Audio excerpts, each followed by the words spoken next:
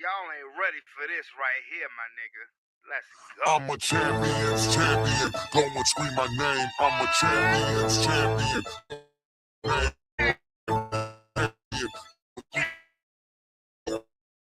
We just don't run the game.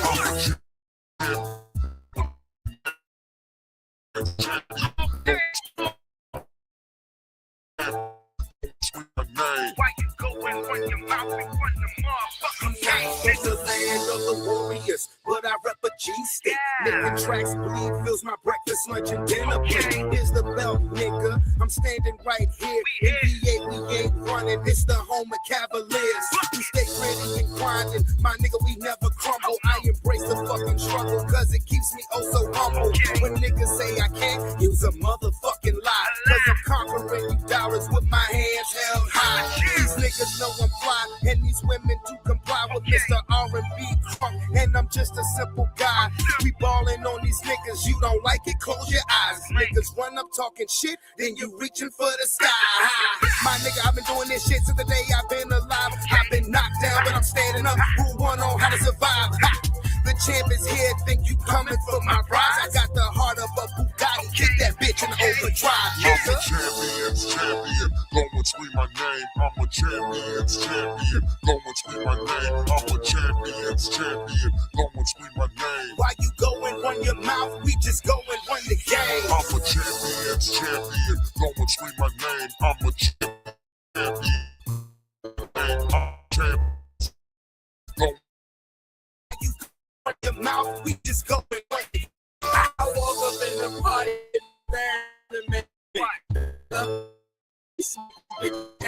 diamonds round my neck, try not to stare, but you can't resist these niggas staring. I ain't worried, look at what I came in with. I see Lil' Mama staring, so I might just approach her. I see them niggas staring too, well look what's sitting my host, but don't worry over here.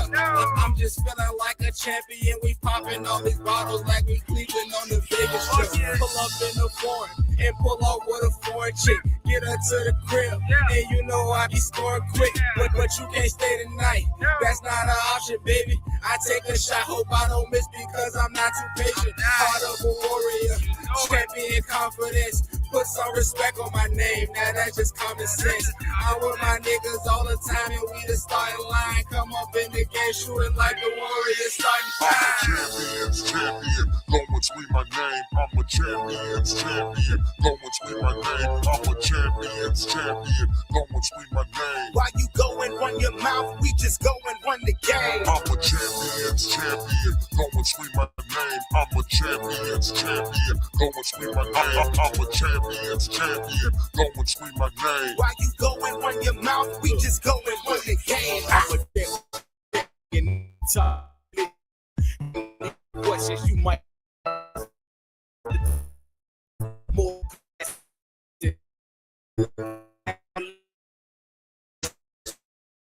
These niggas covered in that. Covered in scars from plenty years of the grinding.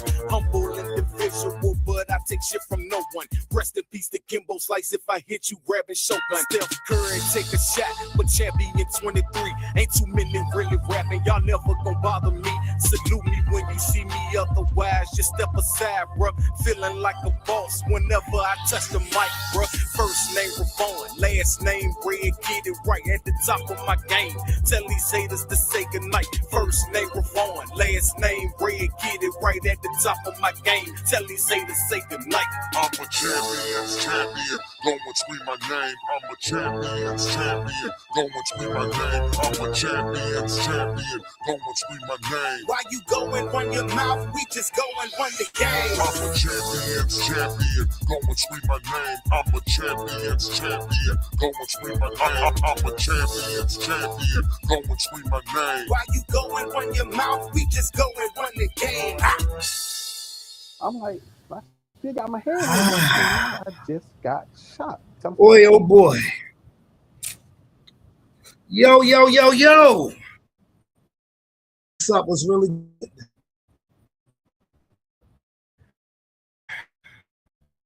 So, boy, brand break. Christmas.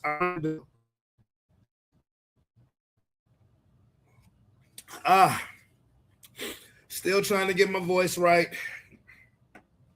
Being out Christmas Eve didn't help. I tell you what, being out tonight ain't gonna help neither. But it is what it is. So you won't be seeing me drink 80 proof, not tonight, because I'm doing the responsible thing.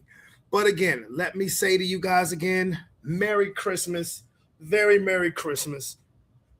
I hope everybody was safe and happy. I hope all the children got everything they want from Santa Claus. I hope Santa Claus got all the things that the little kids wanted for Christmas. And I hope the parents and the everybody was able to get together and have a wonderful family time. And I do because my kids really did enjoy themselves. They tried to make a catastrophe of my living room, opening all of them damn presents. And I said, look, no, I said, before y'all leave, I said, your stuff, y'all got to clean it up. Y'all got to clean it up and put it under the tree, all that good stuff. I said, we ain't gonna leave my house looking a hot mess. No, we're not doing that. We are not doing that. But anyway, we got a lot to talk about. I mean, I'm on the latest. The latest I'm going tonight is 10 o'clock. I'm not going long. Well, 2 hours, that's long enough. But we have a lot to talk about. Oh my goodness, do we have a lot to talk about? It was a full day of sports yesterday, which I absolutely loved. We have to talk about that. We also have to talk about Nicki Minaj. Miss Nicki Minaj went on a show with Erica Kirk, the widow of Charlie Kirk. And boy, has Nicki Minaj stirred up a tiff. Oh my goodness. And it all depends on your point of view of it. But before we talk about that, we will definitely talk about the NBA, the NFL. I will make my predictions for the rest of week 17. Let's get out the way. You know, Christmas, I don't agree with LeBron James on much. But I do agree with him when he says Christmas is our day. Talking about the NBA. Yes. What up, Lomar? Oh, Lomar. This is the day we'll have us a day. We got a lot to talk about in 2 hours. And my boy, I did this just for you, sir. I told you I was going to do it. I did this just for you. Okay? Hold on. Hang tight. Yes, I did this just for you, sir. Got a dollar? Just listen up. It's just for you. Black queens forever, snow bunnies never. I said black queens forever, snow bunnies never. I said black queens forever, snow bunnies never.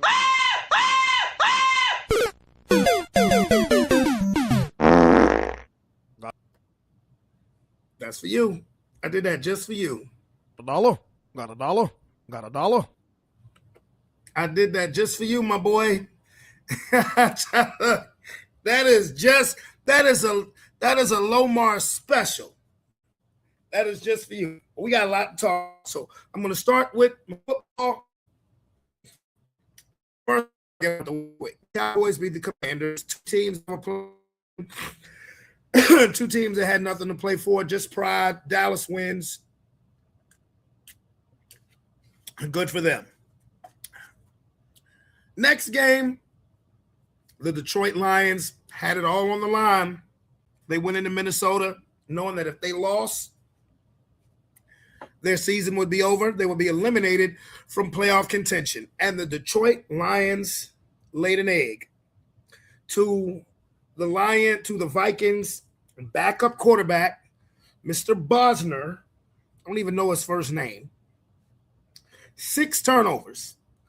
6 turnovers by the Detroit Lions. And that was their ultimate demise for yesterday. And they are officially eliminated.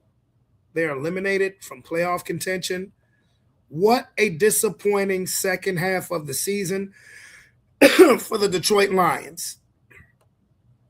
Losing their coordinators, Ben Johnson and Aaron Glenn, clearly affected them beyond belief. And once Dan Campbell took over the play calling, honestly, no. Next season, Dan Campbell's going to need to hire an offensive coordinator and he's to get his own way. He's problem. It's because of Dan Campbell. It's because of Dan Campbell and his refusal to take the punts, his refusal to take the points. That's on him. That is on him. And so the Lions are out. 6 teams in the NFC have clinched the playoff berth. So with the Lions losing, the Green Bay Packers got in. 6 teams have clinched. Only one remains. That is whoever wins the NFC South between Tampa Bay and Carolina. That's the last playoff slot. Now, we don't know what seeding is going to look like yet, but they're almost done in the NFC. In the AFC, one AFC-laden game yesterday, my Denver Broncos defeated the Kansas City Chiefs and their third-string quarterback, 20-13. The Denver Broncos bounced back from their loss last week to the Jacksonville Jaguars. I told my neighbor Lou, I said, we're going to win. I said, it may not be pretty, but we're going to win. And we won. We won. That's all that matters. We won. And let's see. We are 13-3. And we destiny as far as the division title and number 1 seed in AFC. Now, if the Chargers lose tomorrow, Denver will clinch the AFC West. But all Denver has to do, there are ways that Denver could clinch the AFC West and the number 1 seed this week. This weekend. It's very complicated. I'm not going to lie to you. It's very complicated. It's just a lot of teams have to lose. And if it happens that way, then so be it. But basically, the Chargers, the Patriots, the Bills, and Jacksonville all have to lose. All have to lose. They all have to lose.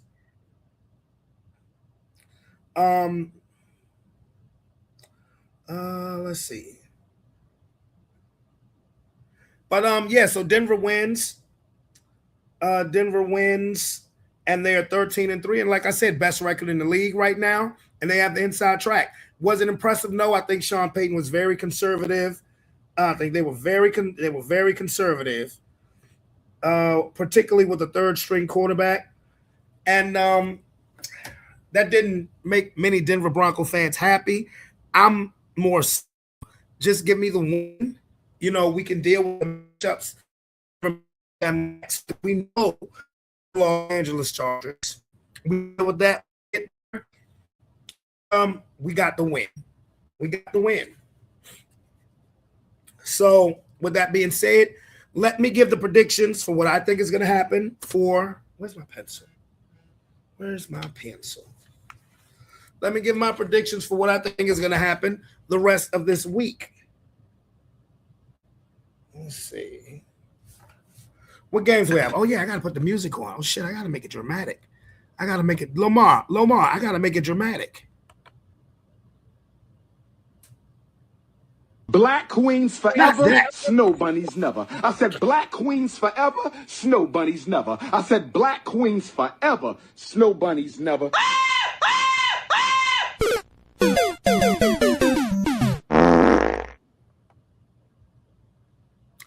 Yeah.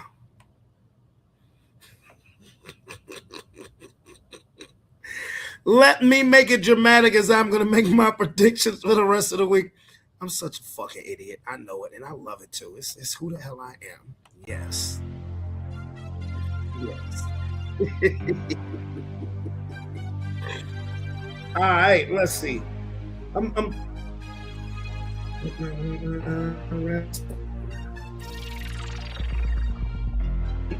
boy on the streets tonight.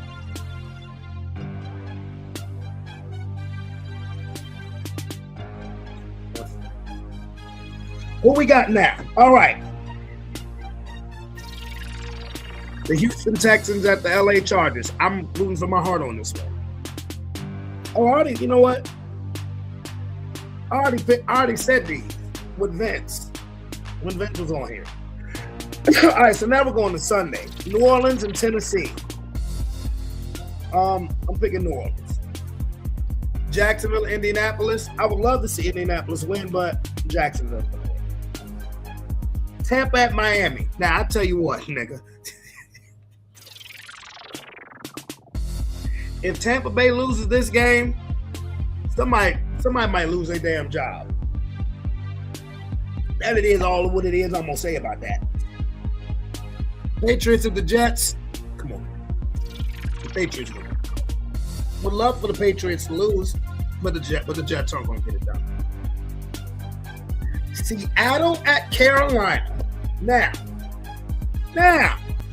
this is a tricky game. Because you never know what version of the Carolina Panthers that you're going to get. But you know what?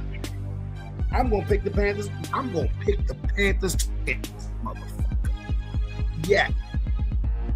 That's what I'm going to do. That's what I'm going to do. What I do. Yeah, one game is nobody cares about. I love the Raiders, Giants. I'm gonna make a Ravens win.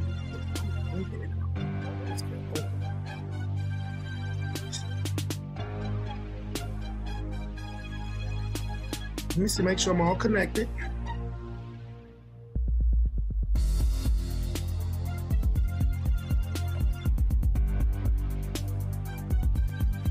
Yeah, I'm connected.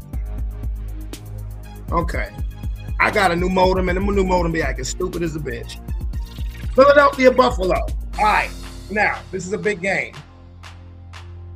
It's a big game because I think if Philadelphia wants to prove that they are back in effect and that they are still the team to beat, not just in the AFC, but in the NFL, even though this game is at Buffalo, I'm going to pick the Eagles to win this game. Because Buffalo, they cannot stop the run. I think Saquon Barkley will have a great game. Josh Allen's going to have to put his cape on, but I think the Eagles just have too much for him. Another big game. Sunday night, Chicago at San Francisco. Ooh. I've been thinking about this game. I know the 49ers at home. Bears. I've been wrong about the Bears. So, because the 49ers have the inside track to number one in the NFC. They have the inside track. So they're getting healthier. But San Francisco's defense is really not good. It's not. You know what? I'm going to go with Chicago. And then the Rams and the Falcons. Rams. Yeah, there we go. Now, let me quickly talk about some NBA.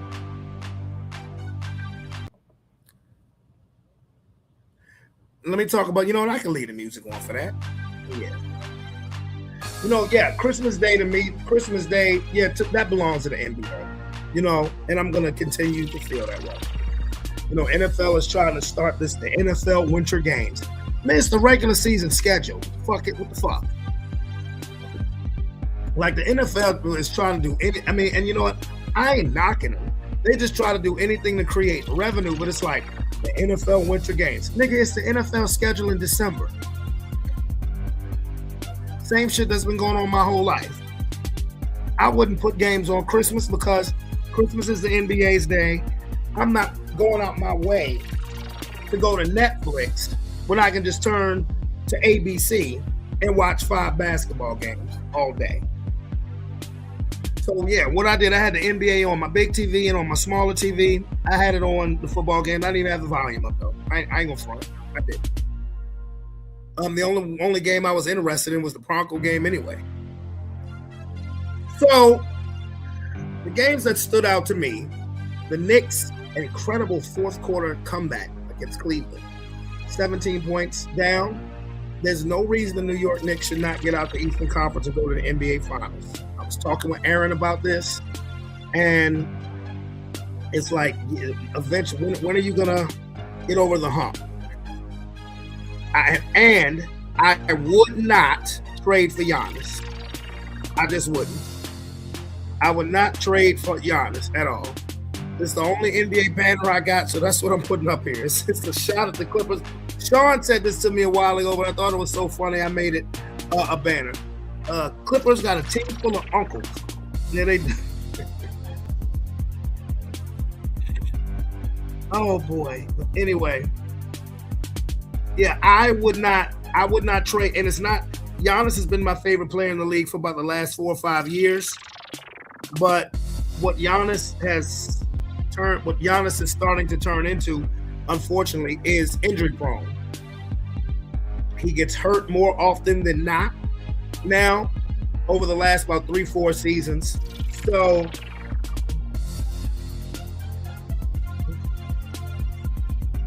so now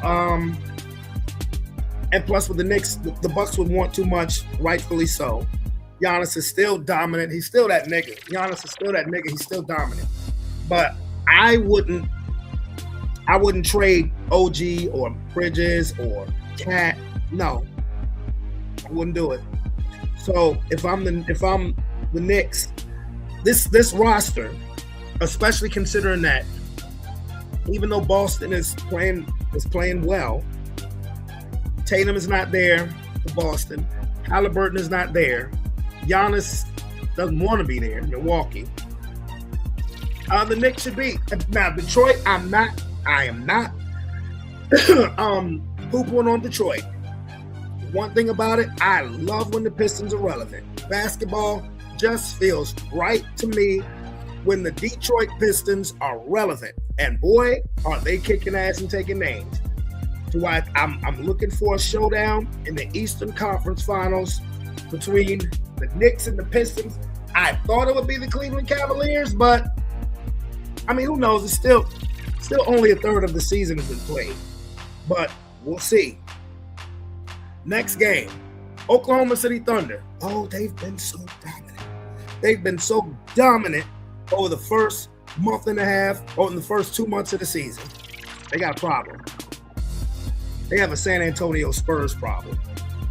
Styles make fights, and the San Antonio Spurs have the Oklahoma City Thunder's number. Of course, you got Wemby, who's been coming off the bench since the calf strain. But Stephon Castle, Harper, De'Aaron Fox, Harrison Barnes, they can defend, they can shoot, they're athletic. And again, while Oklahoma City's looking dominant, I think it's pretty cool. But the fact that OKC doesn't really run an offense is one-on-one and it's lobs.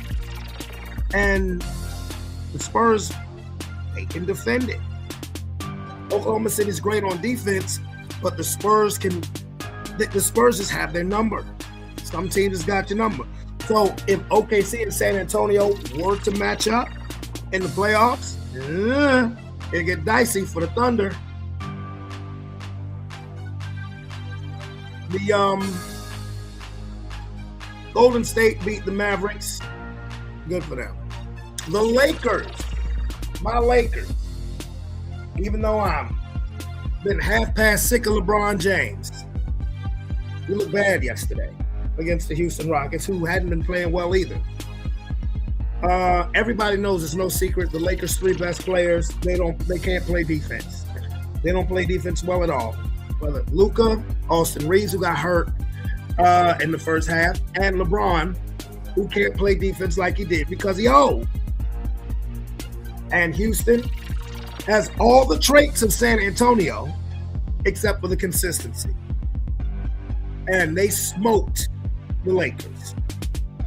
Yeah, and JJ Redick can come on and in the press conferences and throw all the temper tantrums he wants until this team plays defense. I mean, we'll win. What up? Yo. We'll win regular season games. We'll get probably a top 4 seed. But are we winning any title? No, not at all. No, because we don't play enough defense. I'm not delirious Laker fan. I know what our strengths and weaknesses are. Our strengths are, Luka and LeBron. Luka is an elite player. To me, Luka is a white James Harden. He'll put up a lot of points. Teams he plays for will win a lot of games. Title? LeBron is still an elite player for his age. And Austin Reeves is like a poor man's Luka. And he can ball. He can ball. I appreciate you, fam. I appreciate you. But the only players who plays defense for the Lakers is Marcus Smart and Jared Vanderbilt. DeAndre Ayton, what the hell? You 7 feet tall and you got 2 rebounds the whole game? Come on, bro. Come on now, cut it out. Last game of the day, was the most entertaining. The Denver Nuggets and the Minnesota Timberwolves. I love watching them play. I do. Because they throw haymakers at each other. Minnesota comes back from a 14-point fourth quarter deficit. Anthony Edwards forces overtime, and then Minnesota jumps out on Denver in overtime. They get up by 9. You think it's over, and then here comes Denver. Jokic had 56 points. Jokic is amazing. He is amazing. Jamal Murray, cold-blooded. Going to be an all-star this year. So I love watching Denver and Minnesota. Ultimately, Denver won the game. They are now the 3rd seed in the West. Minnesota is the 5th seed, I believe. Number 1 is Oklahoma City. 2 is San Antonio. 3 is Denver. 4 is the Lakers. 5 is Minnesota. Entertaining. Definitely. But now, we got some things to talk about in regards to Miss Nicki Minaj. Now, Nicki Minaj just recently went on to Erica Kurt's, what's it called? America Fest, TP USA Summit. What is that? Teleperformance? And everybody. Now, I'm going to watch. I'm going to react because I'm not like people community who's ready to cancel Nicki Minaj. You know, I'm like this with the political game. Honestly, the political game has turned into WWE. For real. The game of politics has turned into fucking WWE. The Democrats can talk shit about each other. The Republicans can talk shit about each other. But at the end of the day, they're going to all go out and eat, break bread, talk about, ha, ha, ha, we really got them going. So let's watch this interview together. Hi. Hello, how are you? So those of you who know, Charlie was very good about having a surprise for every AmFest. And we are so blessed to have you. We are so grateful. I mean, thank you. I'm honored to be here. I am honored to be here. Thank you for having me.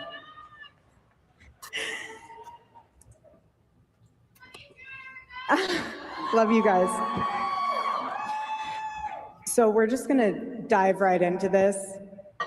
you had some fun words for Governor Newsom. I have to read these tweets because they're amazing and they are so funny. Okay, first one, we'll do this one. Unless you want to read it in your own voice, I think it'd be really great. Okay. Oh, Gabby Poo, it only gets worse from here for you, buddy. It's the end of the road for you, my love. Get on the nearest jet ski and let that beautiful hair blow in the wind. It'll make you happier than this race that you will not win. Enjoy life. Peace.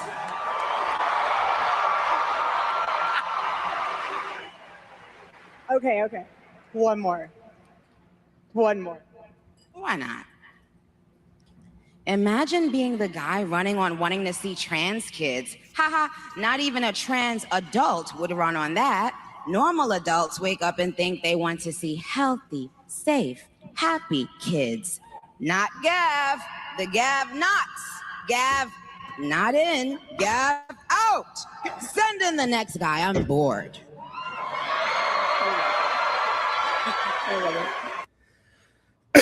You know, Nicki Minaj still does her best to try to be a character. And that's cool. I mean, you know, whatever makes your bag, makes your bag. Now, again, this is the beginning of the interview. Now, there's one thing that you will hear Erica Kirk say. Charlie would always do this and Charlie would always do that. Let me make this clear. Everybody deserves to have their opinion. I do not like at all the way Charlie Kirk lost his life. He did not deserve to lose his life like that in front of his wife, in front of his kids. But you'll probably hear me say this a couple of times during this video. I don't give a fuck about what Charlie said. I don't give a fuck about what Charlie would have said. I don't give a fuck about what Charlie would do. Because while I respect the fact that he has a right to have his own opinion, his opinion was quite divisive. And this whole talk of Christian is just wild to me because nothing, I don't know what Christians they're praying to, but they were quite divisive. They were quite insulting, particularly to black women. So when Mrs. Kirk, and again, sorry for your loss, says what Charlie would have said and what Charlie would have done, I don't care. I don't care.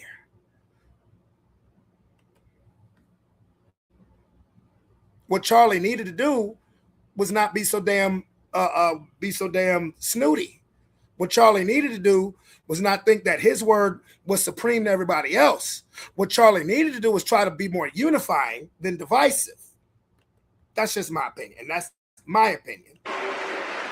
So I'm just gonna let you riff. Like, I want you to say whatever you want to say to Mr. Newsom. Dear Newscum,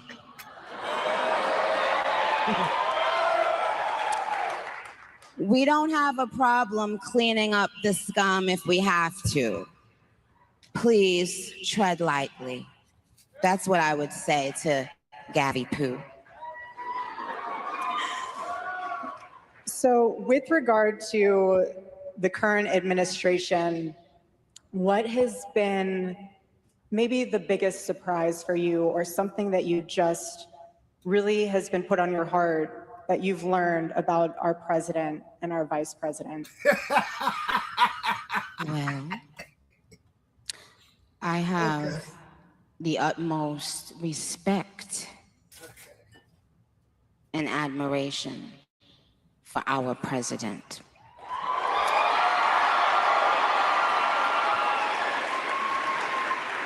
He has, I don't know if he even knows this, but he's given so many people hope that there's a chance to beat the bad guys and to win and to do it with your head held high and your integrity intact. He's from Queens, New York, like me. So, but what it's shown me personally is sometimes, even in the worst feeling times in your life, you think that you're never going to come back from it, but you do. And our president shows that. He's been through every single thing a person could be through publicly. Having to constantly. Now I'm curious, just curious. I wonder how much that check was for. I'm just curious. Because I show Pastor Manning all the time for comic relief. And the first thing I always say is, Lomar, you know this. I always say, who's paying this nigga? So I'm just curious with Barbie. I wonder how much that check was for. Because that kind of seemed like a bought and paid for statement. I'm not saying that she, again, I respect her opinion. I really do.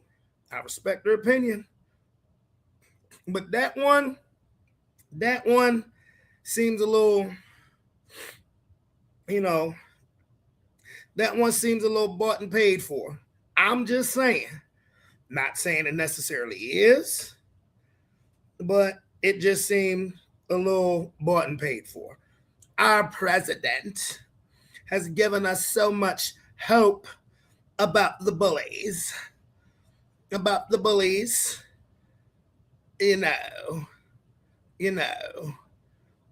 president has given us such hope that we can win the fight against the bad guys. Like I said, and I only say that because she's talking like she's doing ad-lib vocals in a song. Again, I ain't trying to shit on Nicki Minaj for her opinion. I'm not. But I find humor in everything. Let's go back. Your integrity intact. Okay. President. My president likes chicken. Oops, Well, doesn't. I have the utmost respect and admiration for our president.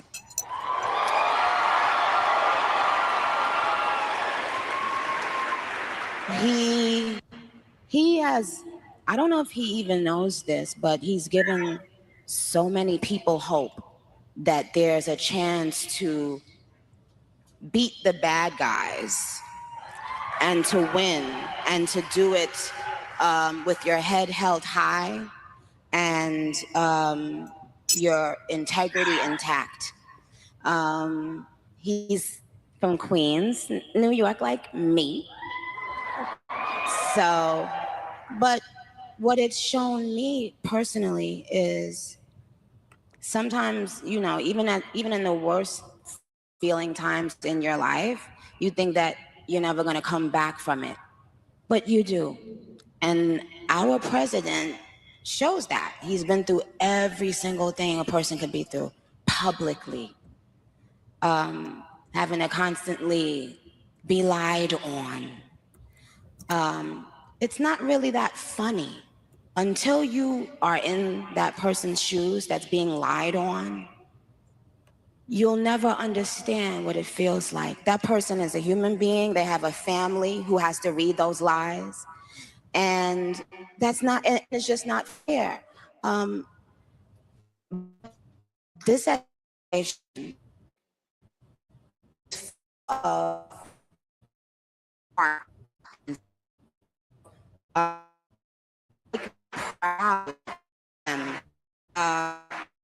president.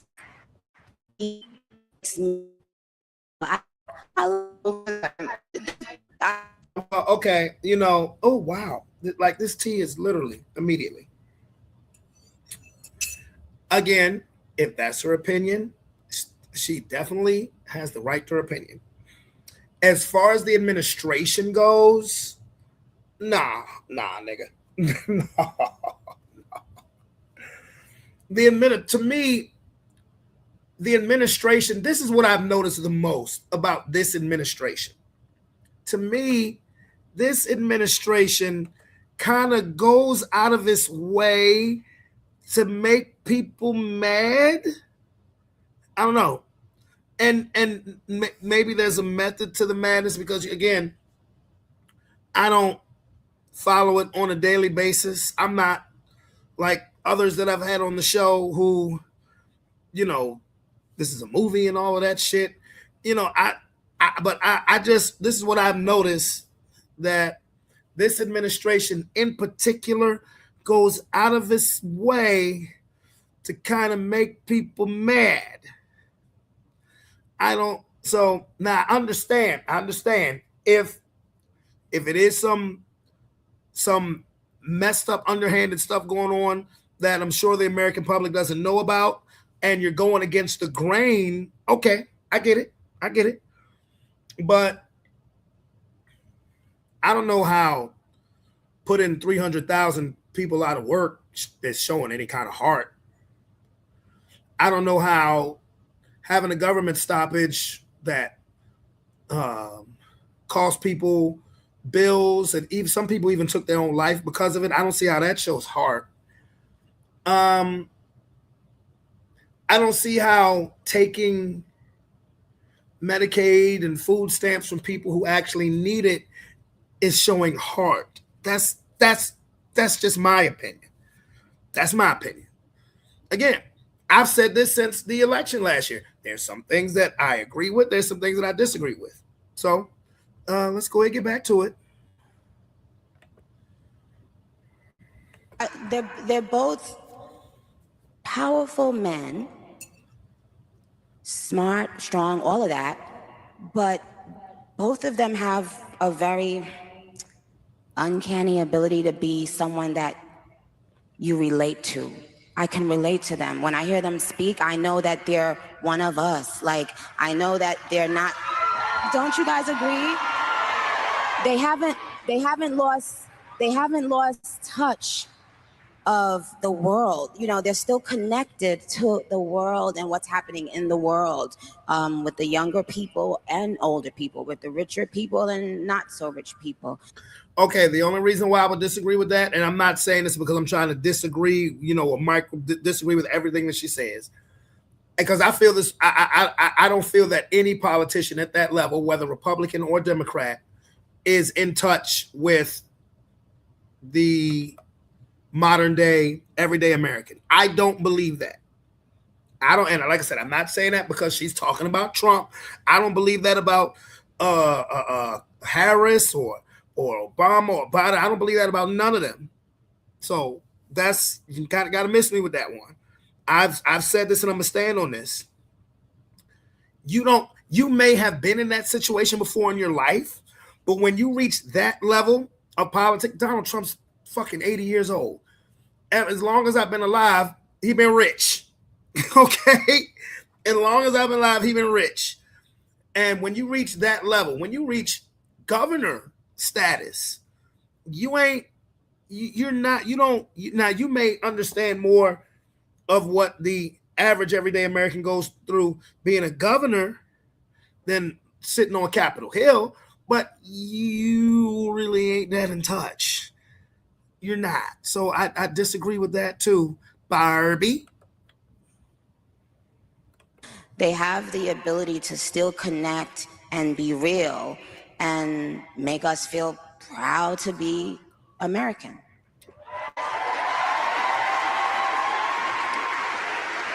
So why now have you been involved with speaking about politics? What was kind of the turning point for you? Yeah. What was the turning point? I just got tired of being pushed around.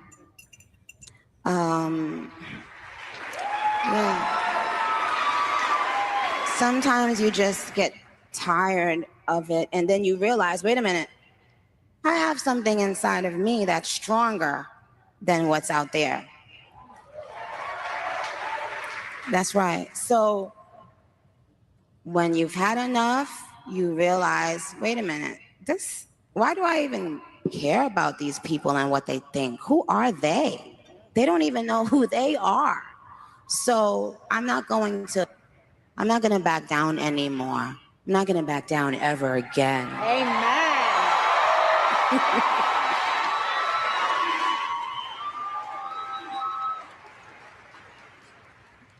Can the students in the room raise your hand? Wow. This question is for you guys. So you guys are very courageous and bold on your campus. Nikki, I know our students feel this way, but why do you think speaking your mind has become so controversial? Because people no longer are using their minds, their brains. I agree with that. So right now, I agree with that. Yeah, I do. People and the words that I would use as far as that goes would be spin. People try to put a spin on everything, like that's it's stupid. That's the only way I can put it. People be acting out here acting so stupid, but okay.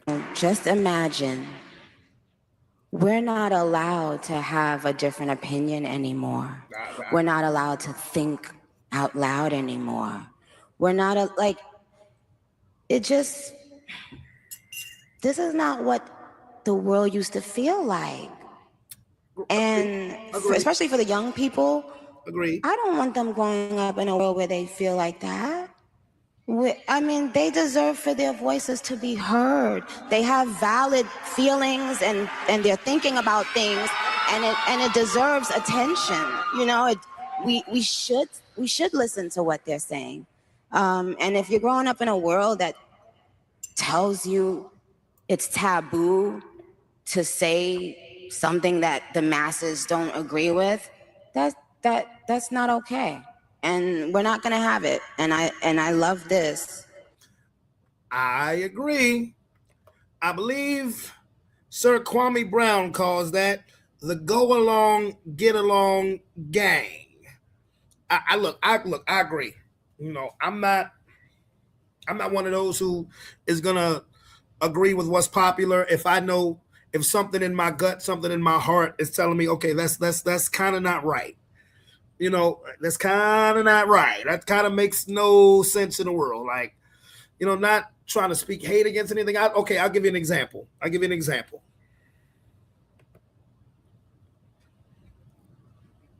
When Jason Collins, the former NBA player, came out and admitted that he was gay.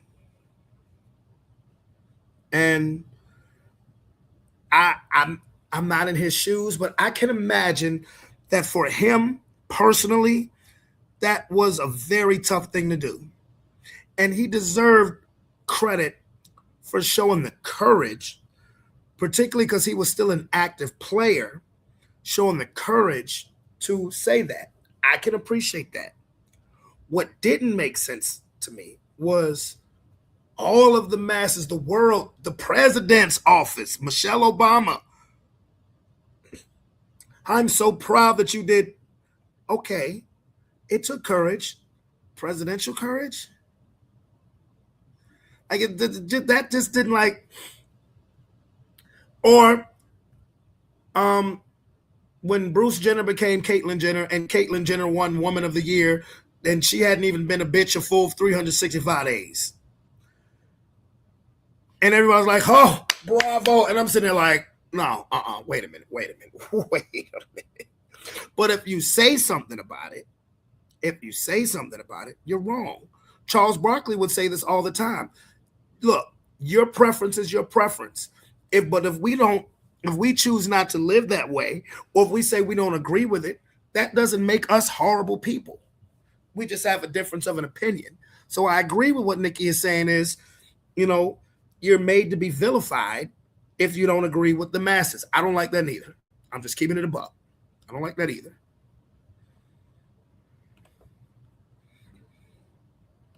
You know, it's giving the younger people confidence that they will need later on in life. You guys will need it, and you will have it. So, I'm rooting for you. Amen. Amen.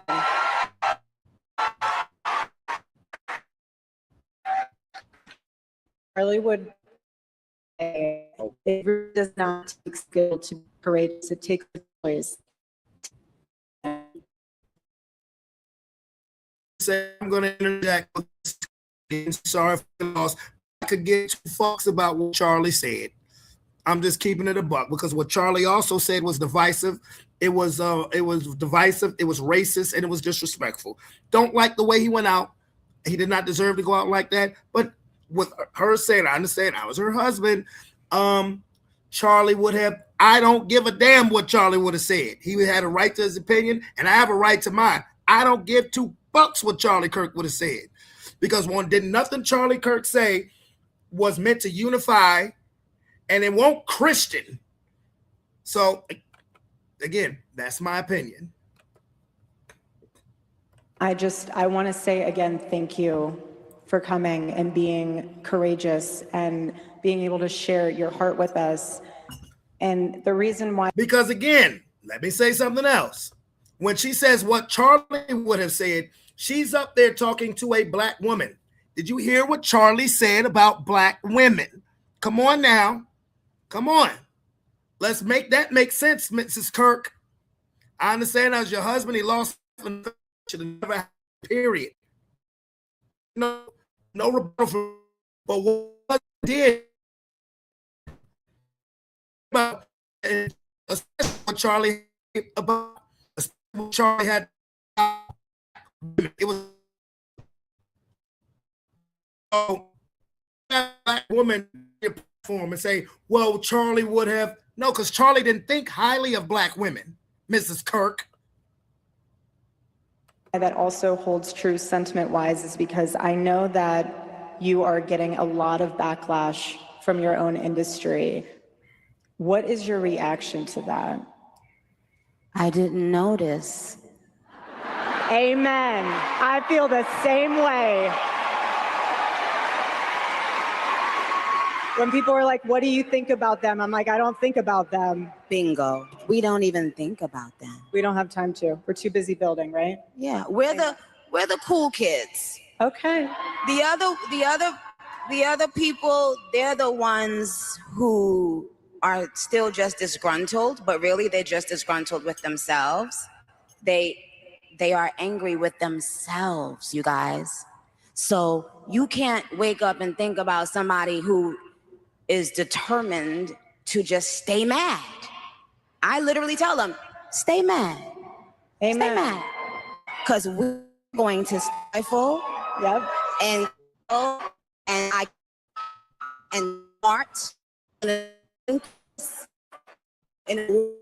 on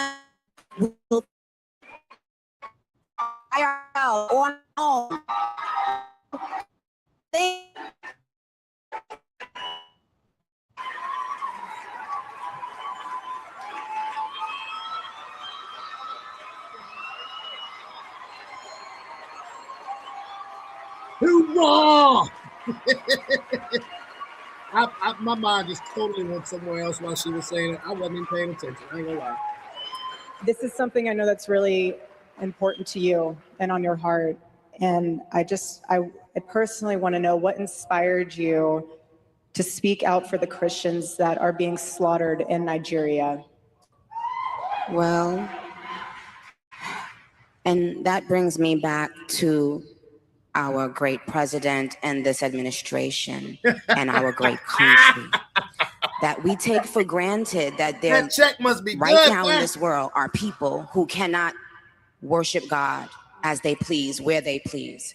We take it for granted because we have it. We can't even imagine not having that right. Okay. But every time we pray and fellowship, we have to, but the people that are right now in this world,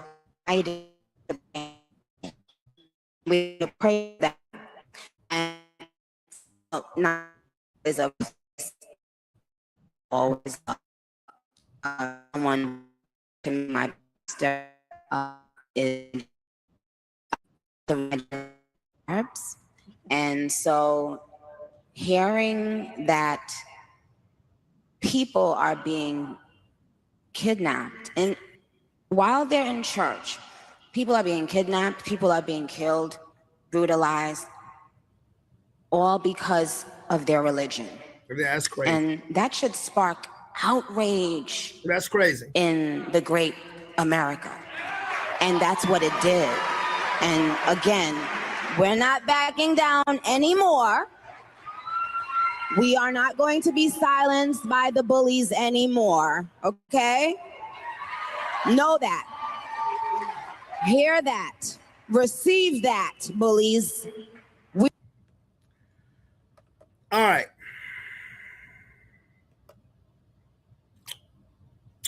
It's entertaining. It's entertaining. If you haven't seen this before, it's entertaining. Now, I don't understand why people are so outraged with Nicki Minaj. Because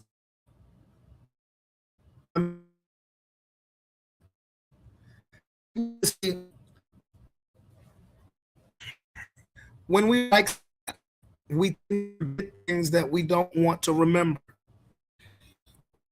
Nicki Minaj had a rap lyric where she said she was going to vote for Mitt Romney in the presidential debate between Barack Obama and Mitt Romney. So with her coming on this platform, and I'm sorry if the screen is freezing. I'm sorry, because I'm not even having any Wi-Fi issue. Maybe it's a laptop issue. I don't know. But I don't understand why people should be so up in arms, because this isn't new. In 2012, she said she was voting for Romney. Nobody made it a big deal in 2012 because Nicki was the hottest thing out, particularly when it came to female rappers. We tend to forget things about people we like when we don't want to remember them. It was her choice to vote for Romney in 2012, just like it's her choice to be on this platform. Again, some things I agree with, some things I don't. I don't understand why people are so pissed off.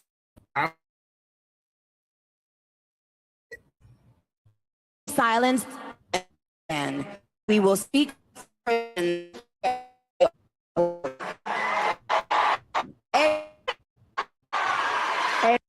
Nicki Minaj saying something about Christians, I think about, like, come on, man. Nick, I hope you've repented on all the demonic symbols and signs that you've made and that have been in your songs and your videos. I'm gonna leave it at that. Hope you've repented. Amen. Because you're a dance with the devil. I don't know if you can see this at home, but she is getting a ton of standing ovations. If you repented, God bless you, I baby. love you guys so much. Thank you, guys. I'm not saying that to knock Nicki. I love Nicki. She gets real salty when other female artists start to come up, but you know, if you've repented, do the things that you've done to dance with the devil, my baby, God bless you. So going along that thread, can you tell us about your relationship with God? Because I think a lot of us. Okay. Sure. Good pivot. Well, my relationship with God started, well, when I was a toddler. Dad, grandmother, got sliced in the house.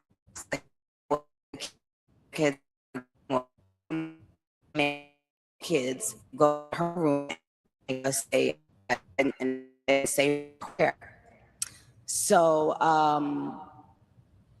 later on in my life, well, not much later, when I was like 10, 11, 12, I started going to church in New York.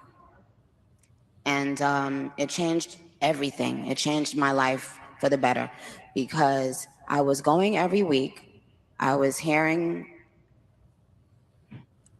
the word of God be preached. And then I was going home and I was applying it to my life. Even as a little girl, I learned how to pray very early. I always had this faith that made people think, you know, the kind of faith that you think a person is crazy, like, oh, please, like, you know. But I had that faith instinctively once I started hearing about God and, you know, just getting more into the Bible. I got baptized when I was about, yep, and baptized about, and I just always apply to my life. I try to, and that's the thing. We're not perfect. We try. Sometimes I would wake up and feel so far removed from not God, but from fellowship. You know, I was like, oh my God, I used to go to church on Wednesday, Friday, and Sunday every week, like literally 3 days out of the week. And then later on in your life, you become busy and you start thinking, oh, well, you know, God is in my heart. And, you know, but then sometimes you can be in an industry as well that pulls you away even more. Oh, that's what I was waiting So for. There you go. lately, I've been feeling like, you know, like if you haven't seen a long lost best friend for, you know, for a long time and then you bump into them again, that's how it's been feeling for me. Like just going back to God and praying and talking to him. And, you know, and he said to me, where were you? Where have you been? I've been waiting. And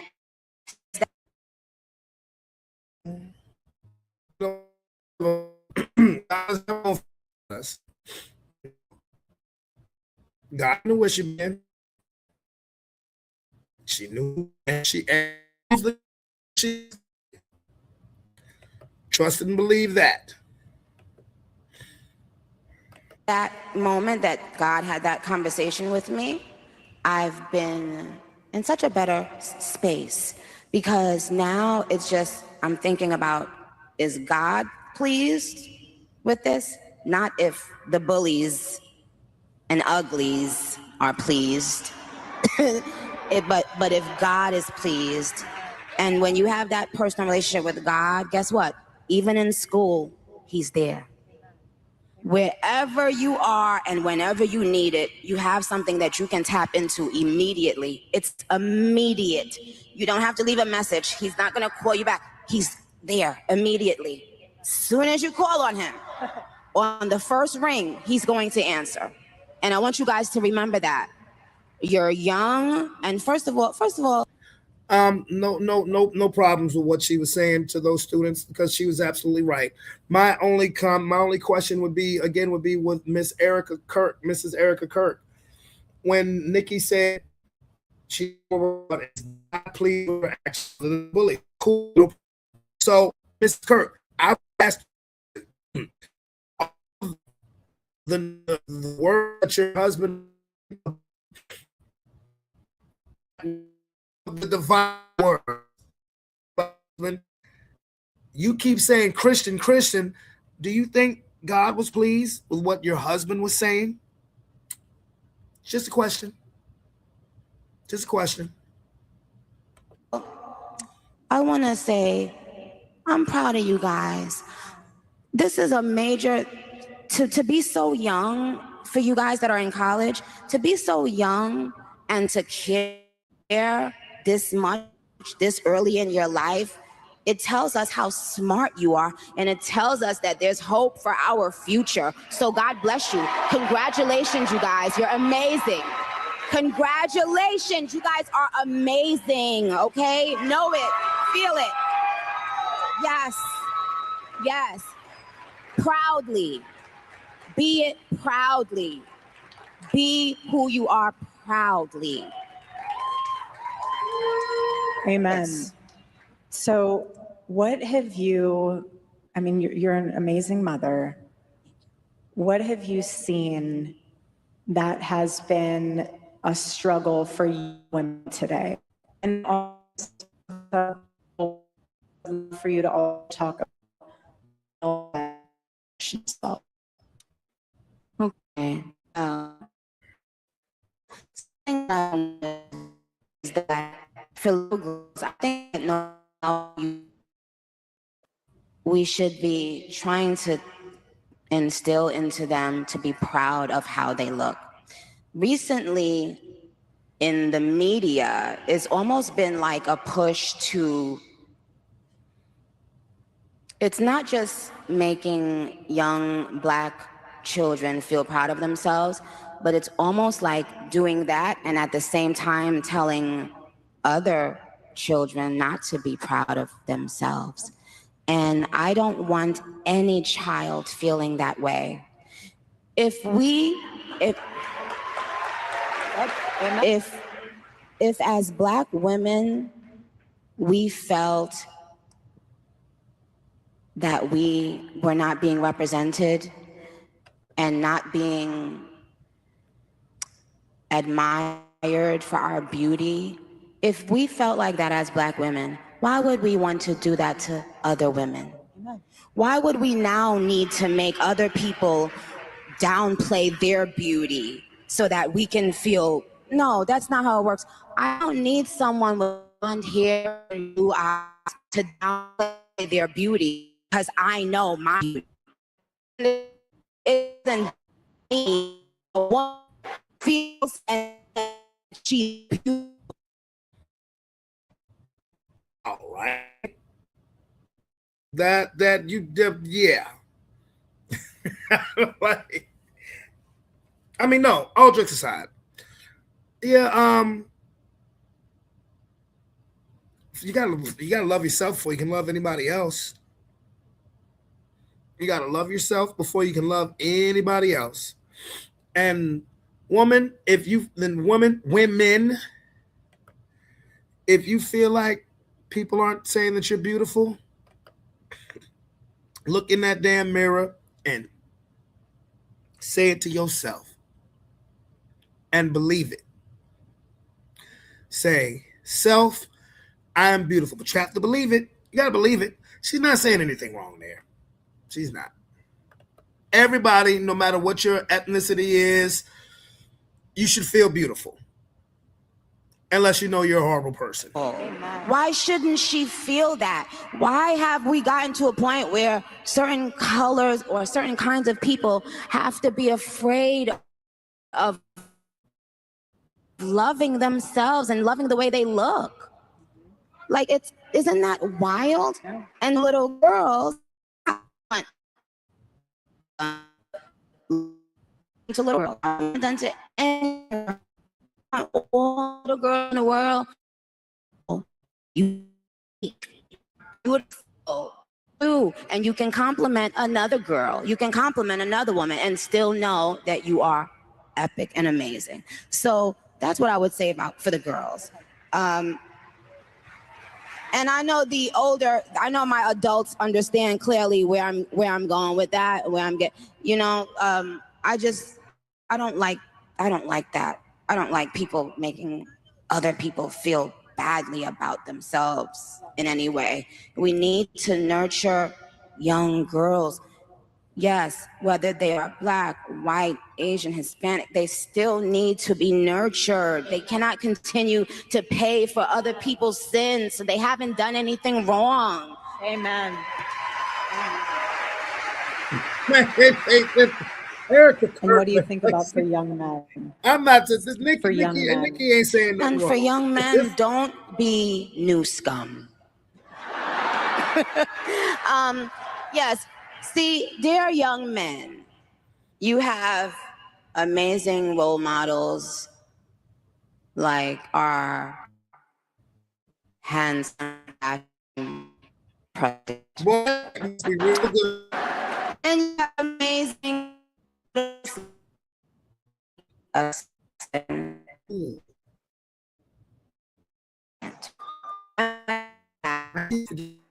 Words. Ooh. Yeah. Trust me, there's nothing new under the sun that I have not heard. So you're Okay, fine. I'm about to say, yeah, I forgot she said that. Yeah. Yes, we did. I love you. I love you. You have to laugh about it, truly. I have been called every single thing. And you know what? God is so good. You let it roll right off your back. And this is what's so beautiful about this moment, because if the internet wants to clip it, who cares? I love this woman. She's an amazing woman. She has a soul and a heart for the Lord. And words are words, but I know her heart, and it doesn't even matter. And you say what you want to say because I know your heart. I will not judge that. Sister. Thank you. For boys, that was a record screeching moment right there. Be boys. Amen. Be boys. It's okay. Agreed. Be boys. Agreed. It's nothing wrong with being a boy. Agreed. How about that? Amen. How powerful is that? How profound is that? Boys.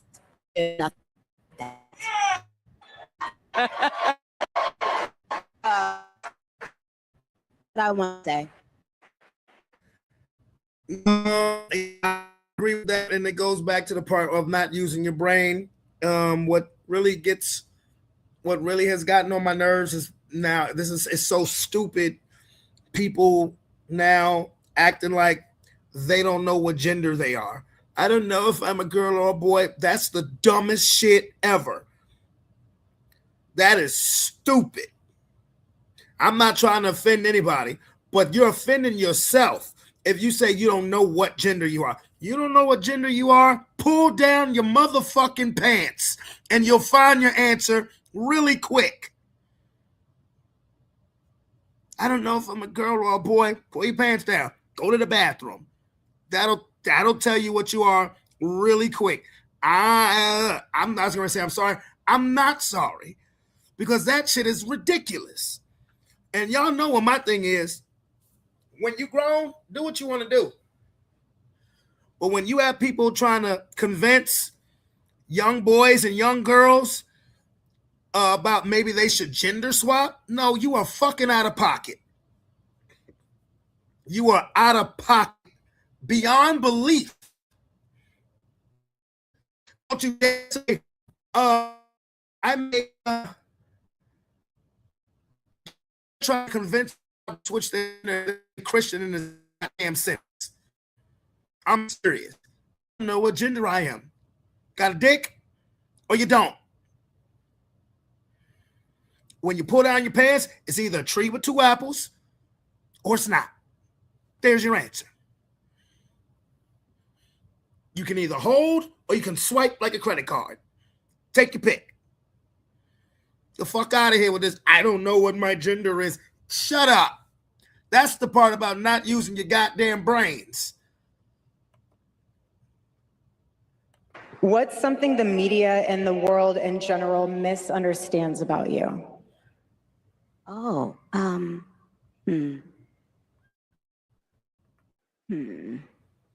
think people think maybe that I'm mean, or, maybe when you have a strong presence as a woman, it's easy to just box you into one box, one category of mean or, other words. They want to put you in a box to be able to label you what they want you to be, but you're so much more than that.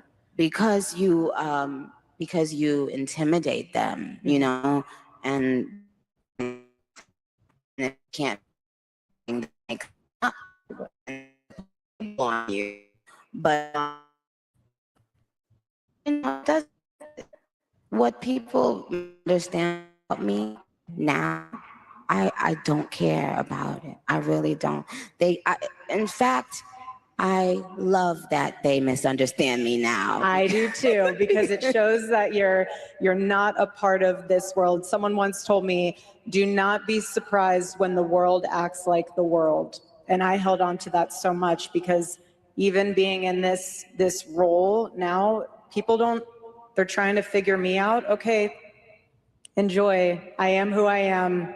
There's nothing to hide. And I know you feel the same way when people misunderstand you and you're like, okay, well, I have an audience of one. Well, now I have an audience of two, but I have an audience of in heaven. And I know the Lord knows me, Lord knows you, and he put everything in you to be able to make a difference in this world. Likewise to all of you students and everyone else here.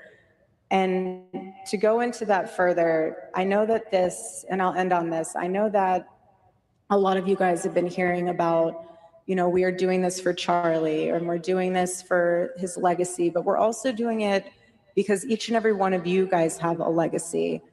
And I want you guys, when you leave this conference, to take something and get out there. I want you to hold with you a word. For me, it's for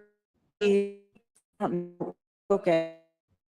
Children, future, something, hold that word in your heart so that when you go back out into the world and you have someone screaming in your face, someone spitting in your face, someone flipping your table on campus, someone making fun of you because you're a conservative, someone making fun of you because you love the Lord, say that word to yourself out loud or internally to refocus your brain and your heart and your soul to know that you're.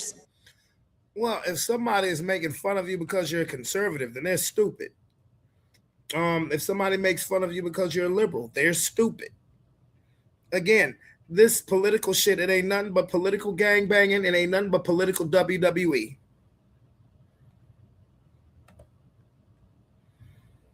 About something so much bigger and greater. The legacy with Turning Point USA, yes, but also for yourself. And so, Nikki, I want to ask you in closing, what is something that you want to leave as a legacy in this world for your family, for your baby, for just everything? Well,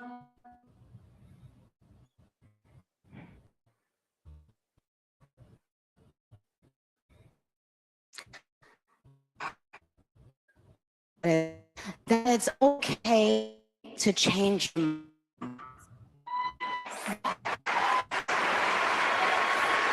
Yeah. It's okay to change your mind. You don't have to, sometimes there's a lot of things projected onto you when you change your own mind. They project fear, shame onto people who don't think and do as they think and do. But I've traveled the world. I've performed for huge crowds all around the world. And no matter how many songs I do on that stage, it didn't mean as much as this. Because this is a direct link for younger people. This is a direct link between young people and God. And there's been a lack of that in our media. Everyday conversation, people have been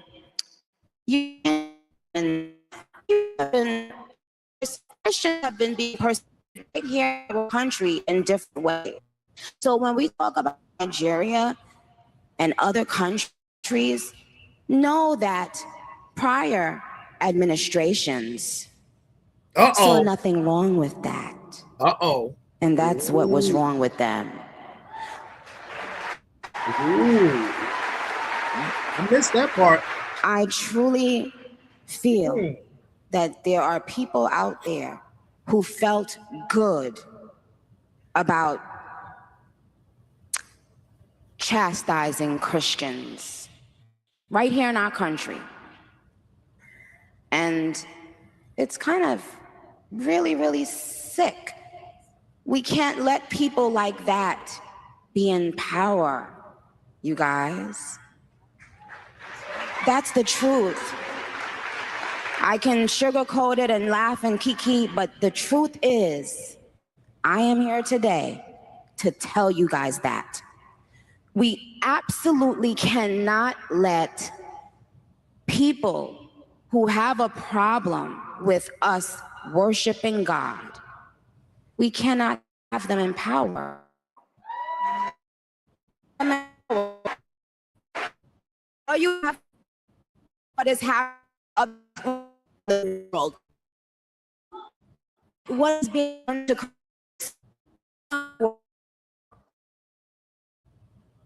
and ask yourself why people in this country that were in positions of power felt so comfortable to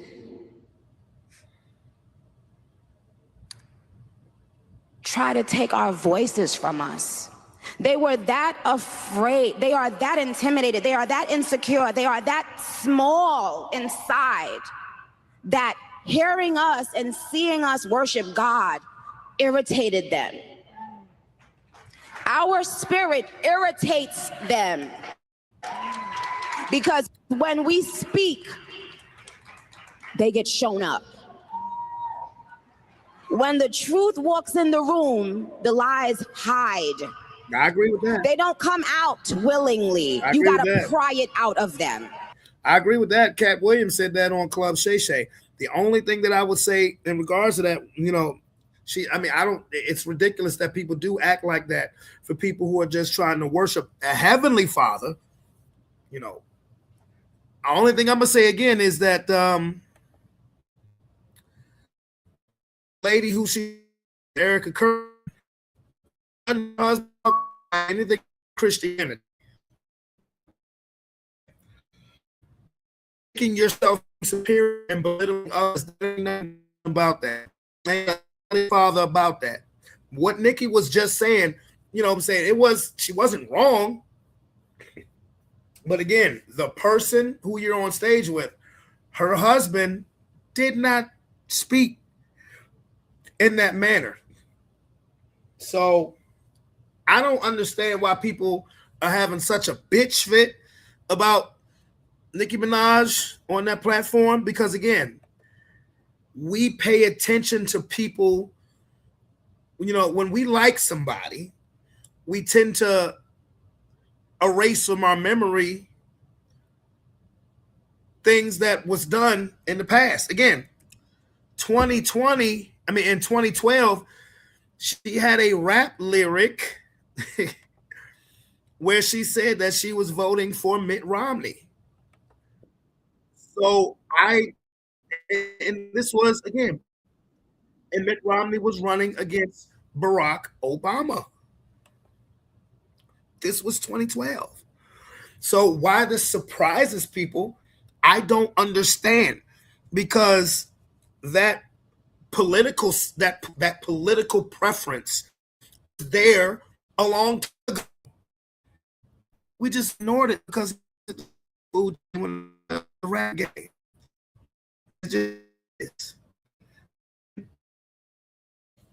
I agree with what she's saying. She's just the incorrect messenger. I can understand that.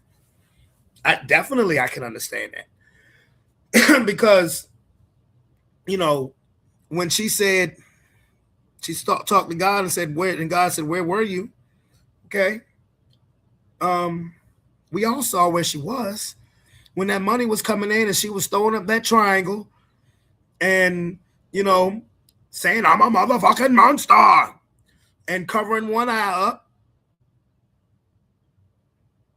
Come on now. So if you want to say that she's the incorrect messenger, all right, so be it. But I'm not going to sit here and have a fit and people say, oh, we're going to cancel Nicki Minaj. Shut the fuck up with the bullshit.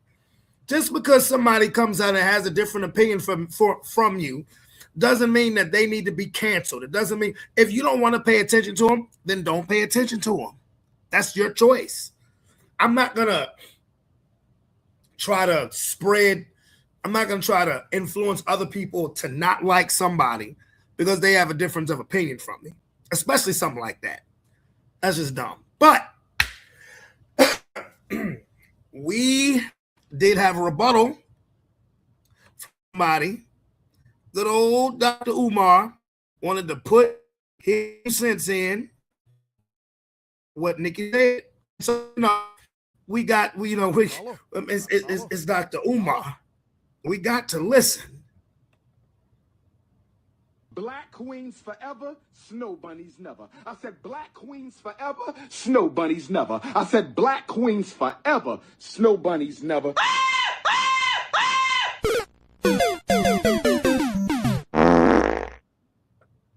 That ain't what he said. That ain't what he said. I promise you. I promise you. That ain't what he said.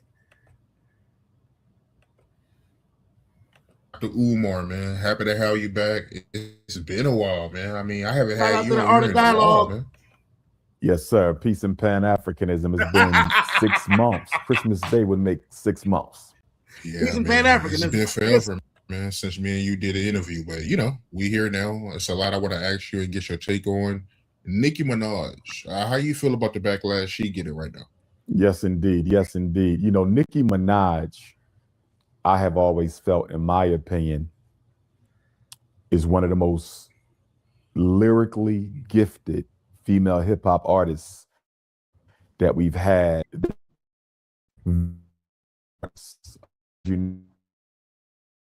Point, and he's an artist, and lyrics were not in his terms of quality. So she's a Okay, now Dr. Umar, I gotta interrupt you right there.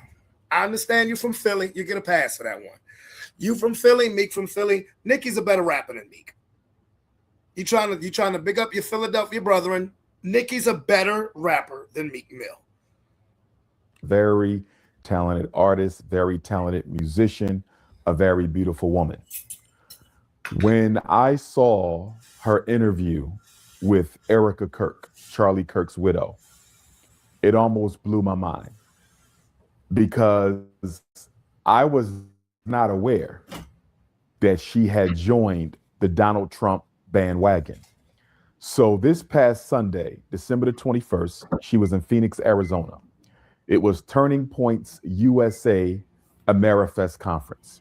So this is the conservative think tank, foundation, organization, and movement that Charlie Kirk helped to co-found. So she was interviewed by his widow, Erica Kirk, for about 30 minutes. And some of the stuff that Nicki Minaj said out of her mouth left me flabbergasted. She said things like, "Then were heroes, children." She said that we can tell that speaking for us, that they make us feel proud to be American. I'm going to say it again. I'm going to say it again.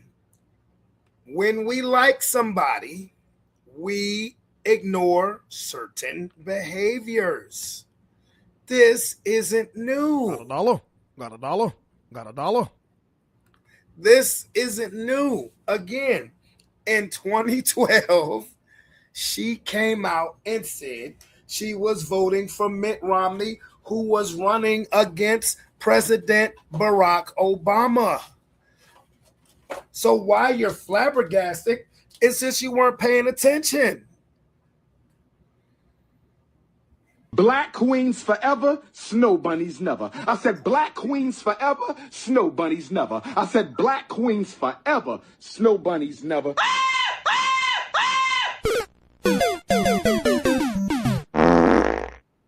I got to get some control over that. I apologize. I apologize.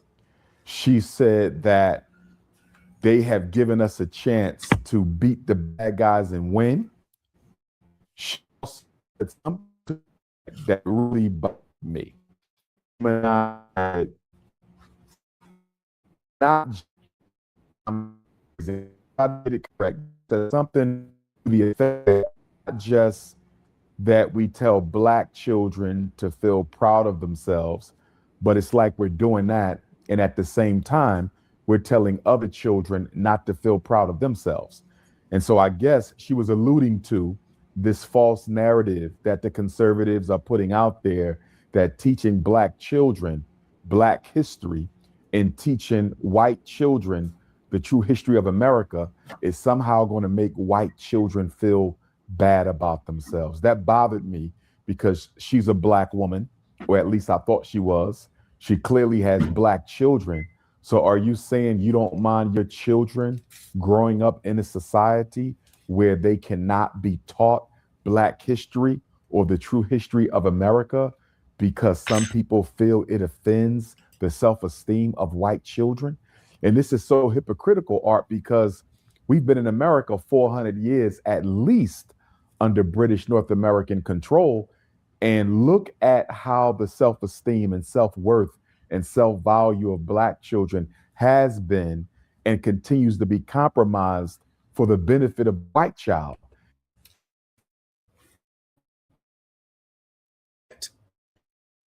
Absolutely. You want to leave it here? It's absolutely right.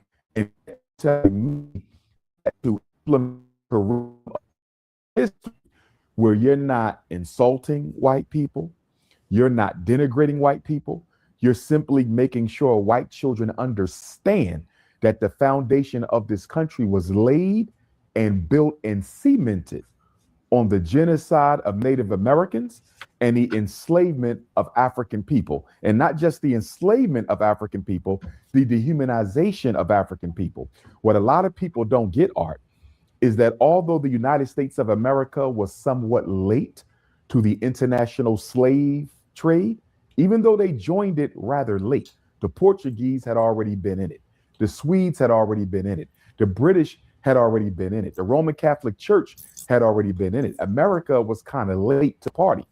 But once America got involved in the transatlantic slave trade, what we call the Ma'afa in African culture and in the conscious community, the Ma'afa, even though America was late, America would soon dominate the transatlantic slave trade. I don't think people understand, Art. Many of the streets and back roads of America were created so that they could black people, the domestic slave trade. Small and big streets and all union as territories, those small states, those small streets are in back of the large streets were created so you could sneak the slaves in the alleyway. Whoa. And traffic them in the alley and sell them in the alleyway. So for example, we're in Philadelphia. In Philadelphia, you have Market Street, you have Broad Street. Those are your two major streets. You also have other major streets, but you have a lot of small streets. And sometimes when you go down these streets, your car can barely fit down these streets. And you say, well, why would they make a street this small? They did not make the street for the car. They made the street for the slave wagon. They made the street for the slave coffle. The streets were made long enough, large enough, just so the slaves could be trafficked down them. Now, I will say this. I have not watched this. So this is teaching me something. So basically what he's saying is that everybody who live in Highland Park, on them back streets of Highland Park, where you can barely get your car through there, they was hustling slaves. If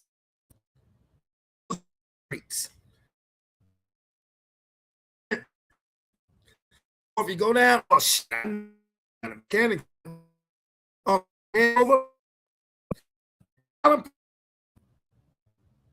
little ass streets. Y'all know what I'm talking about. Little ass streets of Highland Park. That's deep. That is deep. I got to run that one back. All of your 13 colonies and subsequent states that joined the Union as slave territories, those small states, those small streets are in back of the large streets were created so you could sneak the slaves in the alleyway and traffic them in the alley and sell them in the alleyway. So, for example, we're in Philadelphia. In Philadelphia, you have Market Street, you have Broad Street. Those are your two major streets. You also have other major streets, but you have a lot of small streets. And sometimes when you go down these streets, your car can barely fit down these streets. And you say, well, why would they make a street this small?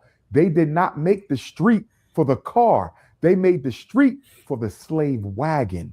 They made the street for the slave coffle. The streets were made long enough, large enough, just so the slaves could be trafficked down them.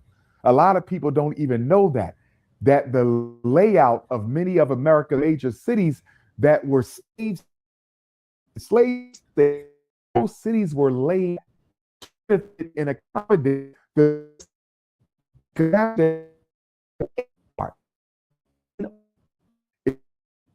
outlawed the international slave trade. They did not outlaw slavery. Boy, I will never look at Brooklyn Park Boulevard the same again. I promise you that. I will never look at Brooklyn Park Boulevard the same again.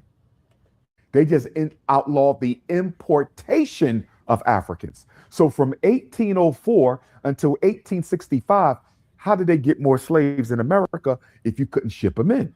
They moved to a domestic slave trade, which means what? It means that they had to birth and create their own domestic slave system. And this is where you get the breeding farms.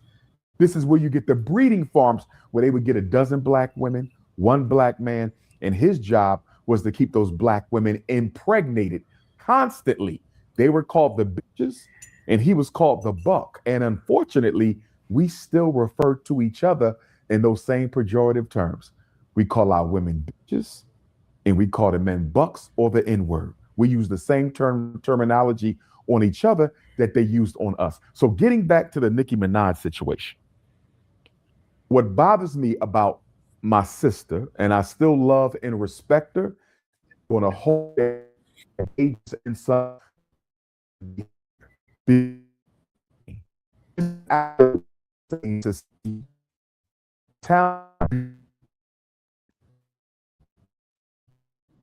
career through black culture by way of the hip hop movement, become a multi-millionaire, one of the top selling artists of this century, and to use black culture to build your career and then turn around and use the platform that was created through black culture and hip hop. And now you're going to use your platform and your prominence within our culture to work against the progress of black people by joining Donald Trump, J.D. Vance, Erica Kirk. I'm going to say this again. Nicki Minaj told us this a long time ago. Nobody paid attention. Nobody paid attention. I paid attention. I just didn't give a fuck. Not because I thought she was a hot artist, yada, yada, yada, but your political preference is your political preference. Once again, in 2012, there was the 2012 presidential race between Barack Obama and Mitt Romney. Now, of course, in the black community, everybody, fuck Mitt Romney, yada, yada, yada. Nicki Minaj had a verse on a song where she said she was going to Mitt Romney. Years ago. Now, it went over everybody's head. For real? Like, that's crazy. I like, that was the behavior, the preference. I'm not gonna say the behavior because there's no behavior, it's a preference. The preference was there. The preference was there a long time ago. So that's why I'm not up in arms about her sharing the stage with Erica Kirk. I just find it amazing that Erica Kirk will still sit here and say, what Charlie would have wanted. Oh, and Christian, won't nothing your motherfucking husband was talking about Christian. It was divisive. It was racist.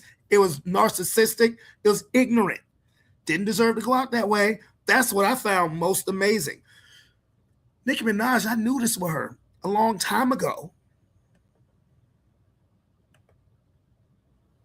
Turning Point USA against the best interests of black people. It's bothersome. And the issue about this art is, to me, this is the Candace Owens effect. Oh, Lord. This is the Candace Owens effect. What did Candace Owens do? Back in 2007, Candace Owens, CP, school, but from some of her white schoolmates, they were calling her racist names. They were leaving racist voicemails, sexist voicemails. There was threats against Candace Owens, and the school district in Stamford, Connecticut sat by and did nothing. So Candace Owens and her parents, with the NAACP's help, rightfully sued the Stamford, Connecticut School Board, I believe it was, to a tune of $37,500. So you have Candace Owens, a black woman, another very articulate, intelligent, attractive black woman, just like Nicki Minaj. Man, Candace Owens don't look nothing like Nicki Minaj. But I keep on saying, and I want to come with receipts. I want to, and what we saying, they wasn't focused on that because they was focused on Nicki Minaj. Of course they were focused on Nicki Minaj. But let me show you guys something, okay? Let me show you guys something. Maybe I could pull this up because I got it on my phone. Maybe I could pull it up here because niggas, I'm trying to tell y'all. Let me see, because it was on Lil Wayne's album, Dedication, Dedication. He dropped the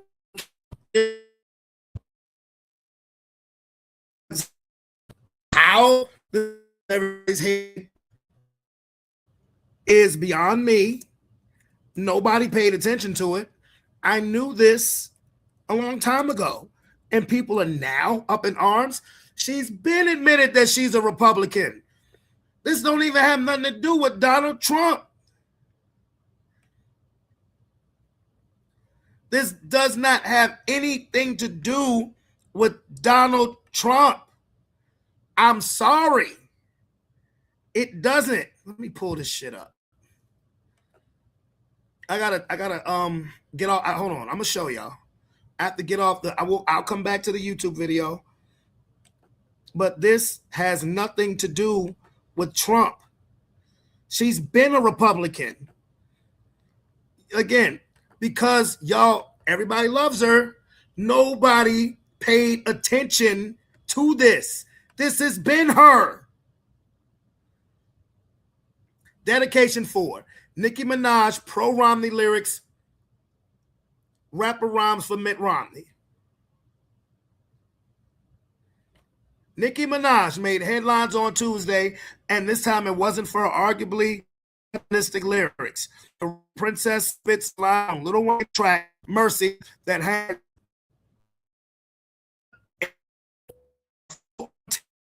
public voting for fucking up the economy. This has been her. So while Dr. Umar is saying, I can't believe she's joining the Donald Trump, yada, yada, yada. She's been a Republican.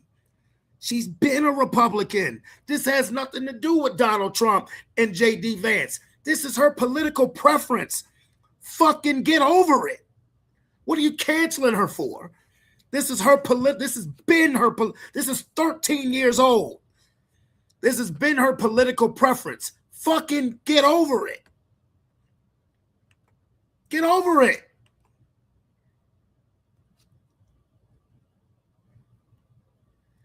We didn't give a shit because we were just looking at ass and titties. We didn't care because we were looking at ass and titties. Yeah, Nicki can change her mind, but everybody got a lot of receipts on, what the hell she was doing while she's screaming one thing and doing another. Okay, fine, whatever. That's your business.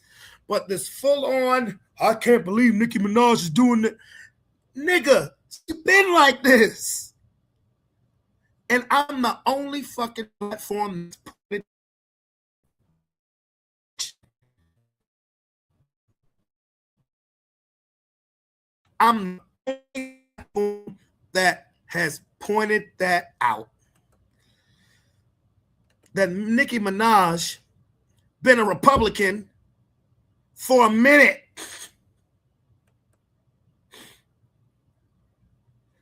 Fucking get over it. Fucking get over it. Man, bro, like I said, won't nobody paying attention to that. Oh, she said she was voting for Mitt Romney. As soon as she shook her titties and was singing the song Anaconda, oh, never mind. Yeah, go Nikki, Barbie. Come on, man. Come on, man. Her political preference is Republican. Fucking get over it. Fucking get over it. Ain't nothing new. Ain't nothing new. Matter of fact, let me show this one more time for the motherfuckers who want to truly act like they're stupid.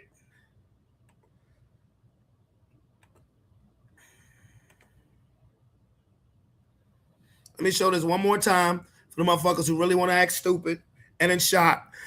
Dedication 4. This was 2012. Give me a program lyrics, look at the date on this. 7th, 2012. Nicki Minaj made on Tuesday, and this wasn't for the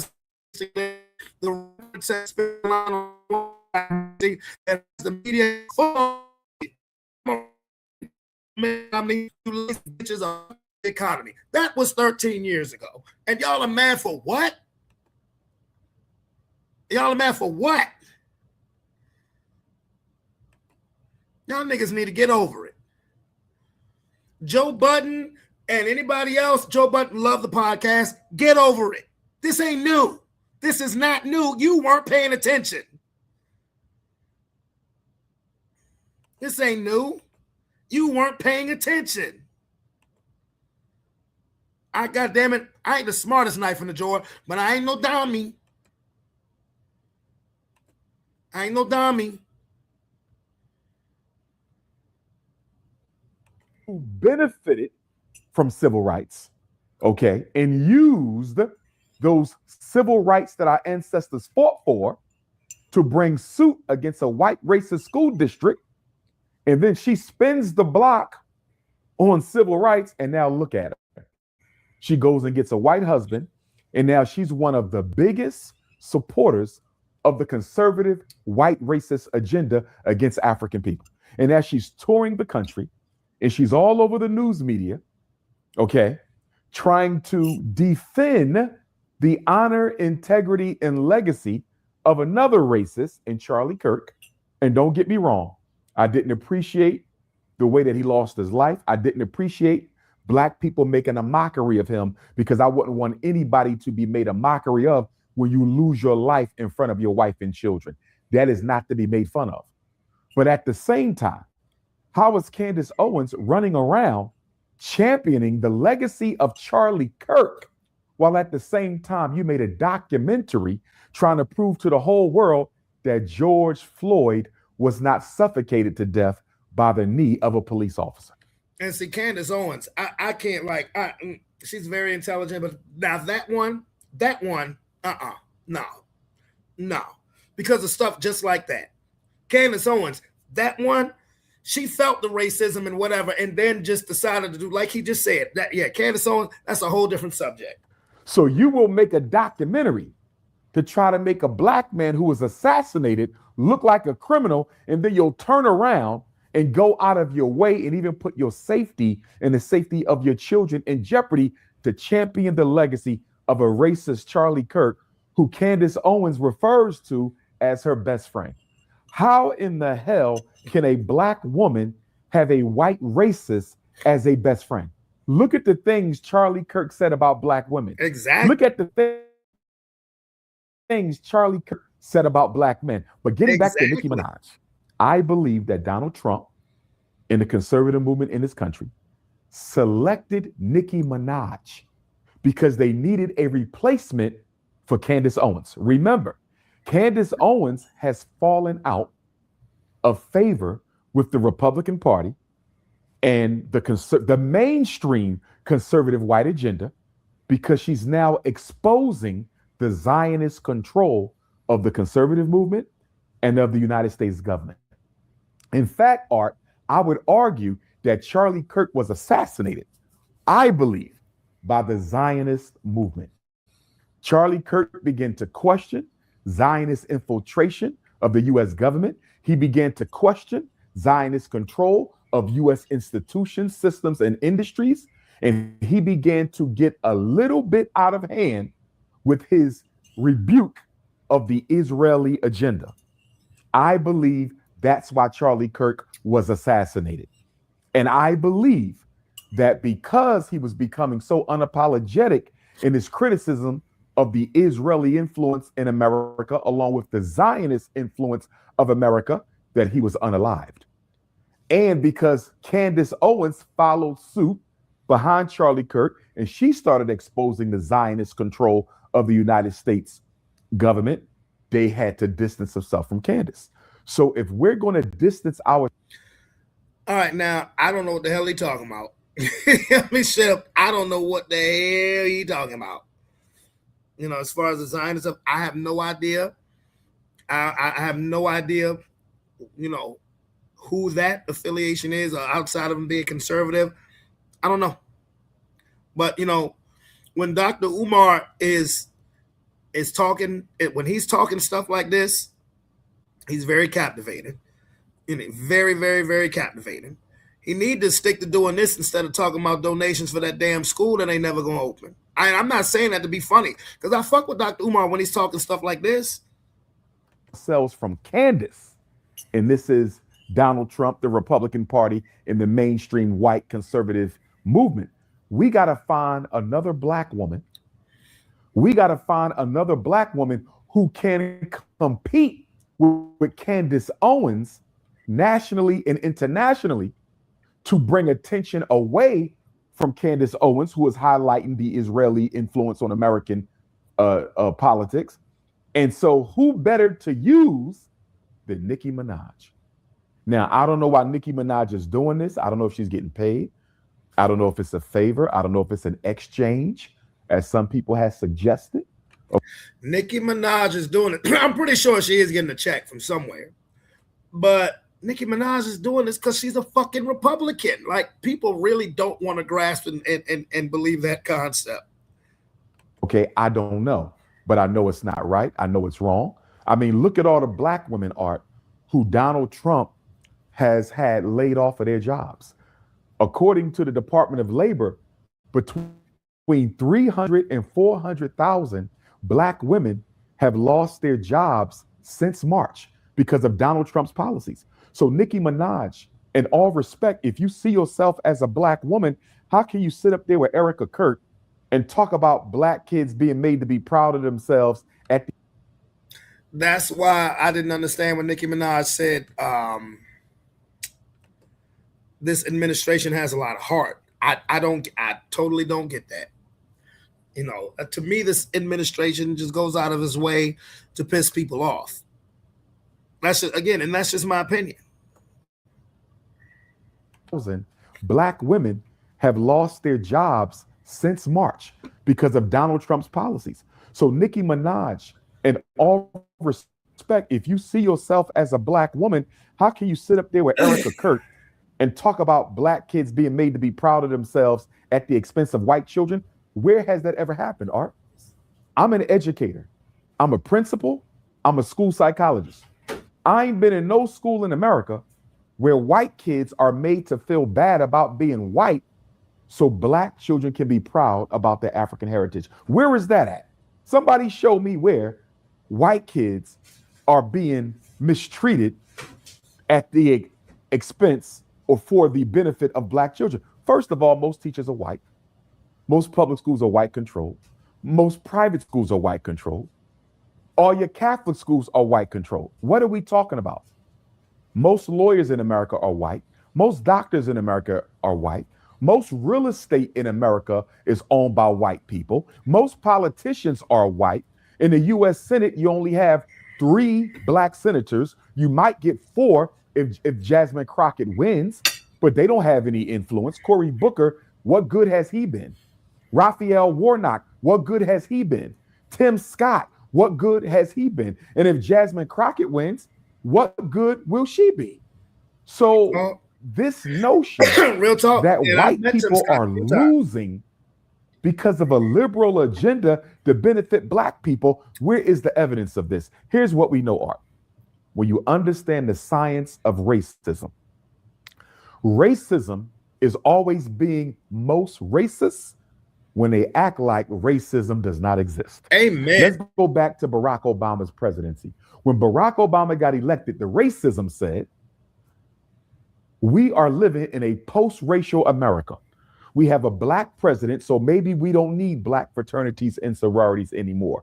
We have a black president, so maybe we don't need the NAACP. We have a black president, maybe we don't need historically black colleges anymore. This was the propaganda that white supremacy put out when Barack Obama was elected. And what happened during Obama's administration? We saw a white police brutality and assassination campaign against the black community like we've never seen in recent history. Whenever they try to... That's real talk, because they also called Barack Obama a food stamp president.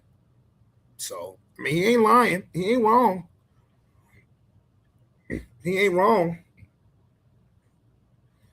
I'm not as high up on his presidency as I was when I was living in it, but Dr. Umar is not wrong, not one bit. Act like race don't matter. That's exactly when they're about to become more racist. Now, I want to draw a parallel to this, Art, because right now, Donald Trump is waging war against Venezuela. Even though war can only be declared by Congress, Donald Trump has taken it upon himself to wage war against the Venezuelan government. Now, how does this relate to Nicki Minaj? I'm going to tell you. Nicki Minaj, her parents and herself, they're from Trinidad and Tobago. If I'm not mistaken, Nicki Minaj may have been born in Trinidad and Tobago. At least her parents, at least her father, rest in peace, and condole of her. Nobody.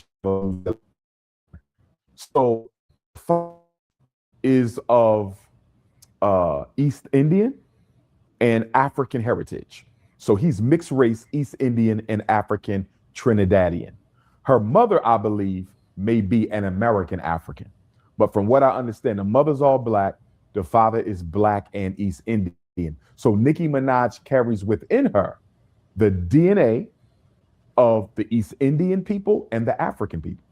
And my question to Sister Nicki Minaj, and I hesitate to call her sister, but I'm going to do it anyway, because until I get clarity from her, I'm not going to assume the worst. Okay. But a question I would need to ask Nicki Minaj, Art, do you primarily identify as a black woman, or do you primarily identify as an East Indian? And the reason I got to ask her that, Art, not only is she turning her back on the same black America that made her famous, not only is she turning her back on the same black America that made her famous, Art, but right now, Donald Trump has carried out 29 different strikes on Venezuelan sea vessels. Donald murdered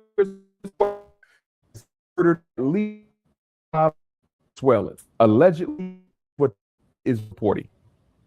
There's only one Caribbean country, Art, that's standing in with Donald Trump. Guess who it is? Trinidad and Tobago. The prime minister of Trinidad, the prime minister of Trinidad and Tobago, Nicki Minaj's ancestral homeland. Well, technically, your ancestral homeland is Africa. Okay, yeah. But the birthland of her parents, maybe herself, Trinidad and Tobago, they are the only Caribbean country, or should I say, the main Caribbean country standing in solidarity with Donald Trump's unilateral and illegal move to declare war on Venezuela without the approval of the U.S. Congress. Now, Art, you might ask the question, Why is the prime minister of Trinidad and Tobago going against the entire Caribbean community and standing with Donald Trump? You want to know why? Most Caribbean islands have a black president and or black prime minister. Trinidad and Tobago is unique, Art, because the prime minister of Trinidad and Tobago, a woman by the name of Kamala, okay, not but is an East Indian. So even though the population that is 4% black, is also 40% East Indian, and it's 20% mixed. And I've been to Trinidad and Tobago. And do you know what I was told by the Trinidadian and Tobagan Africans there, our black brothers and sisters? They told me that Trinidad and Tobago is dominated by the East Indians. They told me that they are racist, that they control the import and export. They told me that they control the drug trade. They told me that they control the used car industry. I was even told in Trinidad and Tobago by our black brothers and sisters, our Trinidadian African brothers and sisters, that if an ethnic war broke out, if a race war broke out in Trinidad and Tobago between the blacks and the East Indians, we would probably lose. Because even though we're 40% of the population and they're 40% of the population, they control the entire infrastructure, Art. So when I say I would like to respectfully know whether or not Sister Nicki Minaj identifies as an East Indian or an African, that's not just for American African purposes. That's for Trinidadian African purposes. To know she's with the oppressed. Now, if it's that deep, damn, Nicki Minaj trying to stay off of ice radar. I don't know. That deep Trinidadian and this, that, and the third. Is she trying to stay off the ice radar? That's all I'm saying. That is all it is. What I'm saying. People of Trinidad and Tobago who are being oppressed by who? East Indians. Remember, Art, when the white man left the Caribbean, he put the East Indians in charge. A lot of people don't know that. When the white man left the Caribbean to make sure black people would never get sole control of their island, he left East Indians in charge and he left Chinese in charge. And if you go to almost any Caribbean island today, you will find that either the East Indians or the Chinese are doing better than black people, even if there's more black people on the island. Trinidad and Tobago is... Bruh. Hey, what's up, Leash? How you doing, baby? Why do people hate us so much? Hey, Leash, I got a question for you. Hey, what you think about this whole Nicki Minaj thing? I just want your opinion. Do people hate on us so freaking much?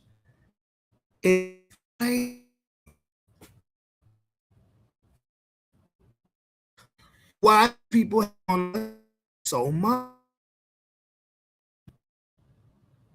Yeah, you haven't supposed to be calling me. You should have been calling me.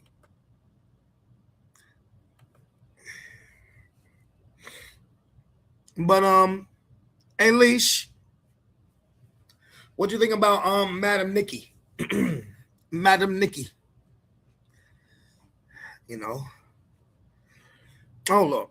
What do you think about the Nicki Minaj thing? The whole Nicki Minaj Erica Kirk shit. I don't know why I'm so choppy.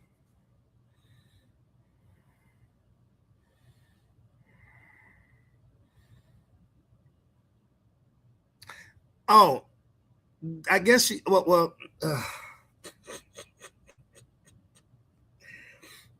Nothing. that's up. Everybody's mad at her because she went on a platform with Charlie Kirk's widow. That's all. That's all. That's all. You know, just dumb shit. Yeah. Understand. I definitely understand.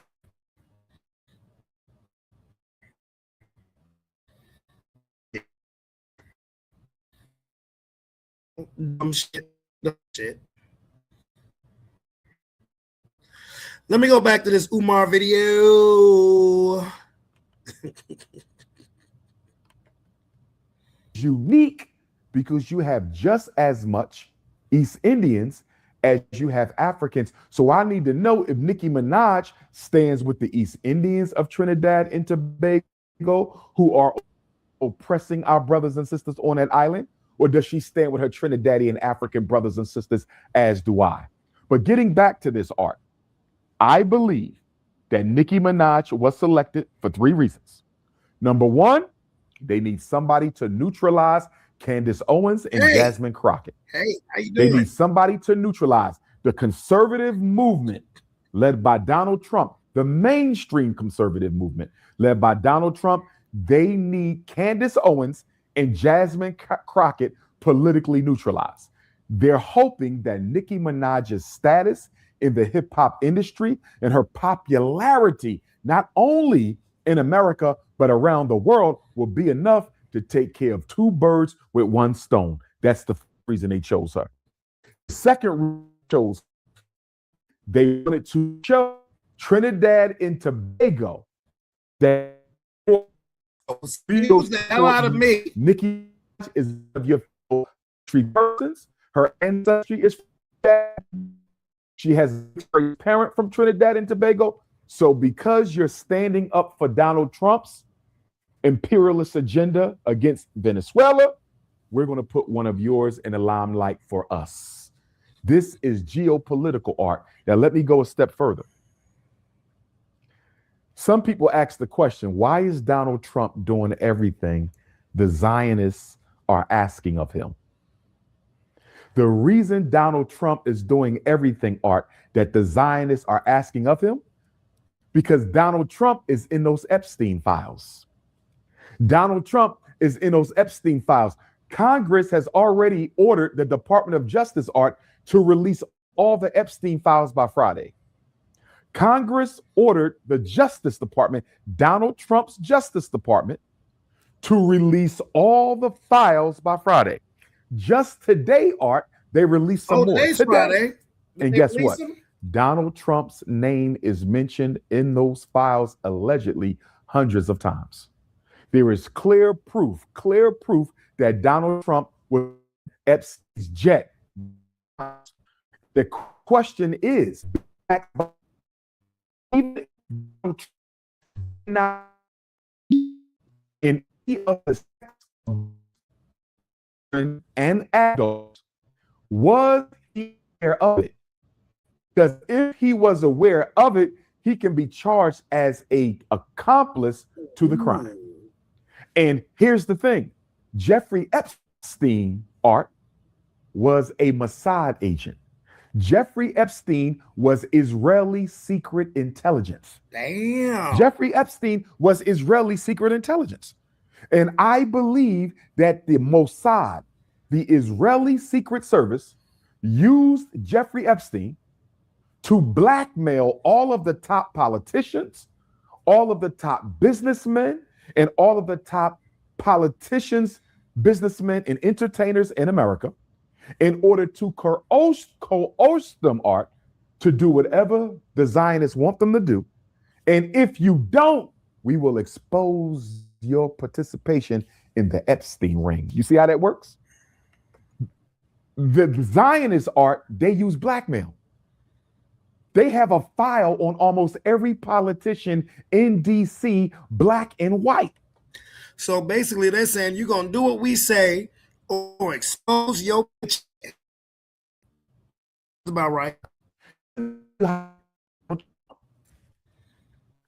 First term, they let Donald Trump in charge. During his term, they let Trump think he was in charge. During his first term, they let Donald Trump go against the LGBT. Okay. They let him do what he wanted to do. You know why? Because they was looking towards Donald Trump's second term. They said, when he get back in the second term, Art, we're going to sit his ass down. We're going to let him know who's in charge. We're going to let him know what he's going to do. And if he tries to be arrogant and narcissistic and belligerent, as he has shown the world he can be, we're going to let him know. Jeffrey Epstein worked for us. And now you work for us. Biatch. Why?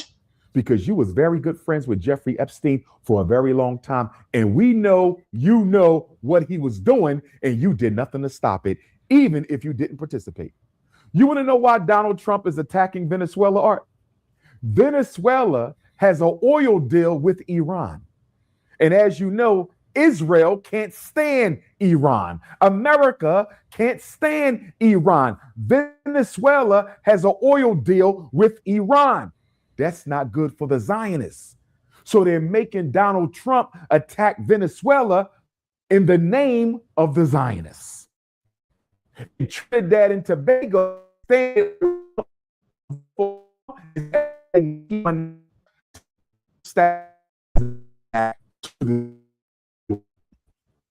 Art, Donald can't get out of this if he wanted to. Whatever Zionists tell him to do, he will do it.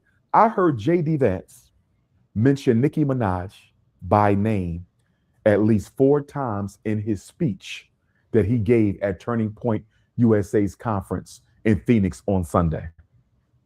He mentioned Nicki Minaj by name at least 4 times. And don't forget, Art, where was Nicki Minaj on November the 18th? On November the 18th, Nicki Minaj was at the United Nations. Art, how does a hip hop artist, no disrespect to my sister, Nicki is an intelligent sister, beautiful family. This ain't personal, this political, Art. But how does a rapper, how does a hip hop artist go from rap to giving speeches at the United Nations?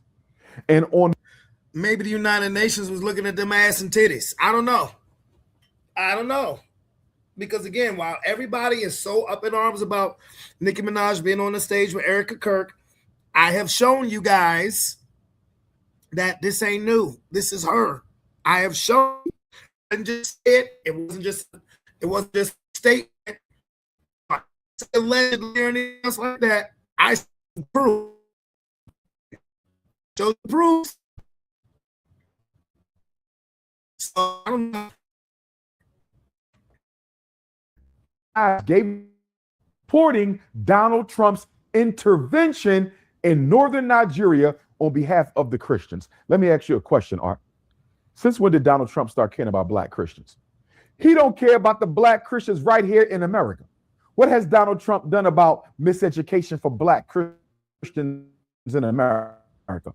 What has Donald Trump done about police brutality against black Christians in America? What has Donald Trump done about homelessness and gentrification against black Christians in America? What has Donald Trump done against economic apartheid waged against black Christians in America? What have you done about that shit? What Umar said. What have you done about that? Huh? Motherfucker. Since when did Donald Trump start giving a damn about black Christians? So let me get this right, Art. You're not doing nothing for the black Christians in America, but you're going to go all the way to northern Nigeria. You're going to go all the way to northern Nigeria and save Nigerian Christians from genocide and abuse. Now, first, Art, let me say this. There is genocide and abuse. Some genocide against northern Christian brothers by ports. You've had northern Nigerian Christians who've been massacred over so many of these past years. It's wrong. I don't condone it.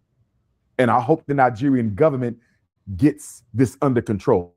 Northern Nigeria, Art, is mostly Muslim. Southern Nigeria is mostly Christian. So the Muslims who are living, the Christians who are living in Muslim-dominated northern Nigeria, they're the ones who are being harmed. But guess what, Art? This was going on when Donald Trump was president the first time. If this was going on when Donald Trump was president the first time, why didn't he do something about it then? Because he's not threatening military invasion in Nigeria because he cared about Christians. Because if that were the case, Art, why don't he do something about the South Sudanese who are being genocided right now? Why don't Donald Trump do something about the Sudanese who are being genocided right now? Why is he ignoring the Sudanese genocide, Art? Why is he ignoring the child slaves in the Congo, Art? Since he cares so much about black people, let me tell you why. Donald Trump is ignoring the genocide in Sudan because it's being carried out by Arabs from the United Arab Emirates. Arabs from are in the Sudan killing and genociding our black Sudanese brothers and sisters control in the other system. Where does the United Arab Emirates get most of their weapons from? Who is the number one military supplier of weapons to the Arabs of the UAE? Donald Trump's government. Wow.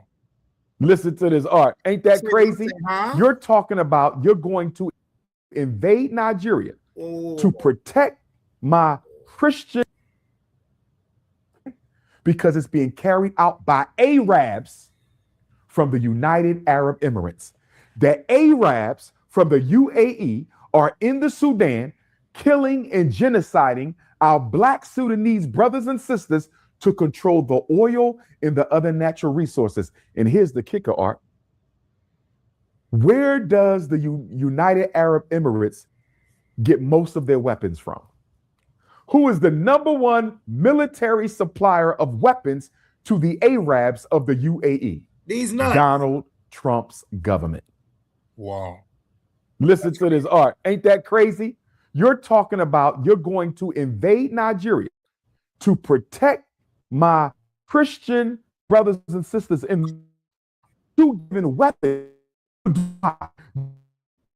to and you genocide black people in the name of sources, but you care about the blacks theory. I thought the only thing they had in Dubai was chocolate. God damn it. I thought the only thing they had in Dubai was parties, gambling, Fast and the Furious clips, and some shit of chocolate. Damn it, I'm behind the game. I thought all Dubai had was chocolate, parties, and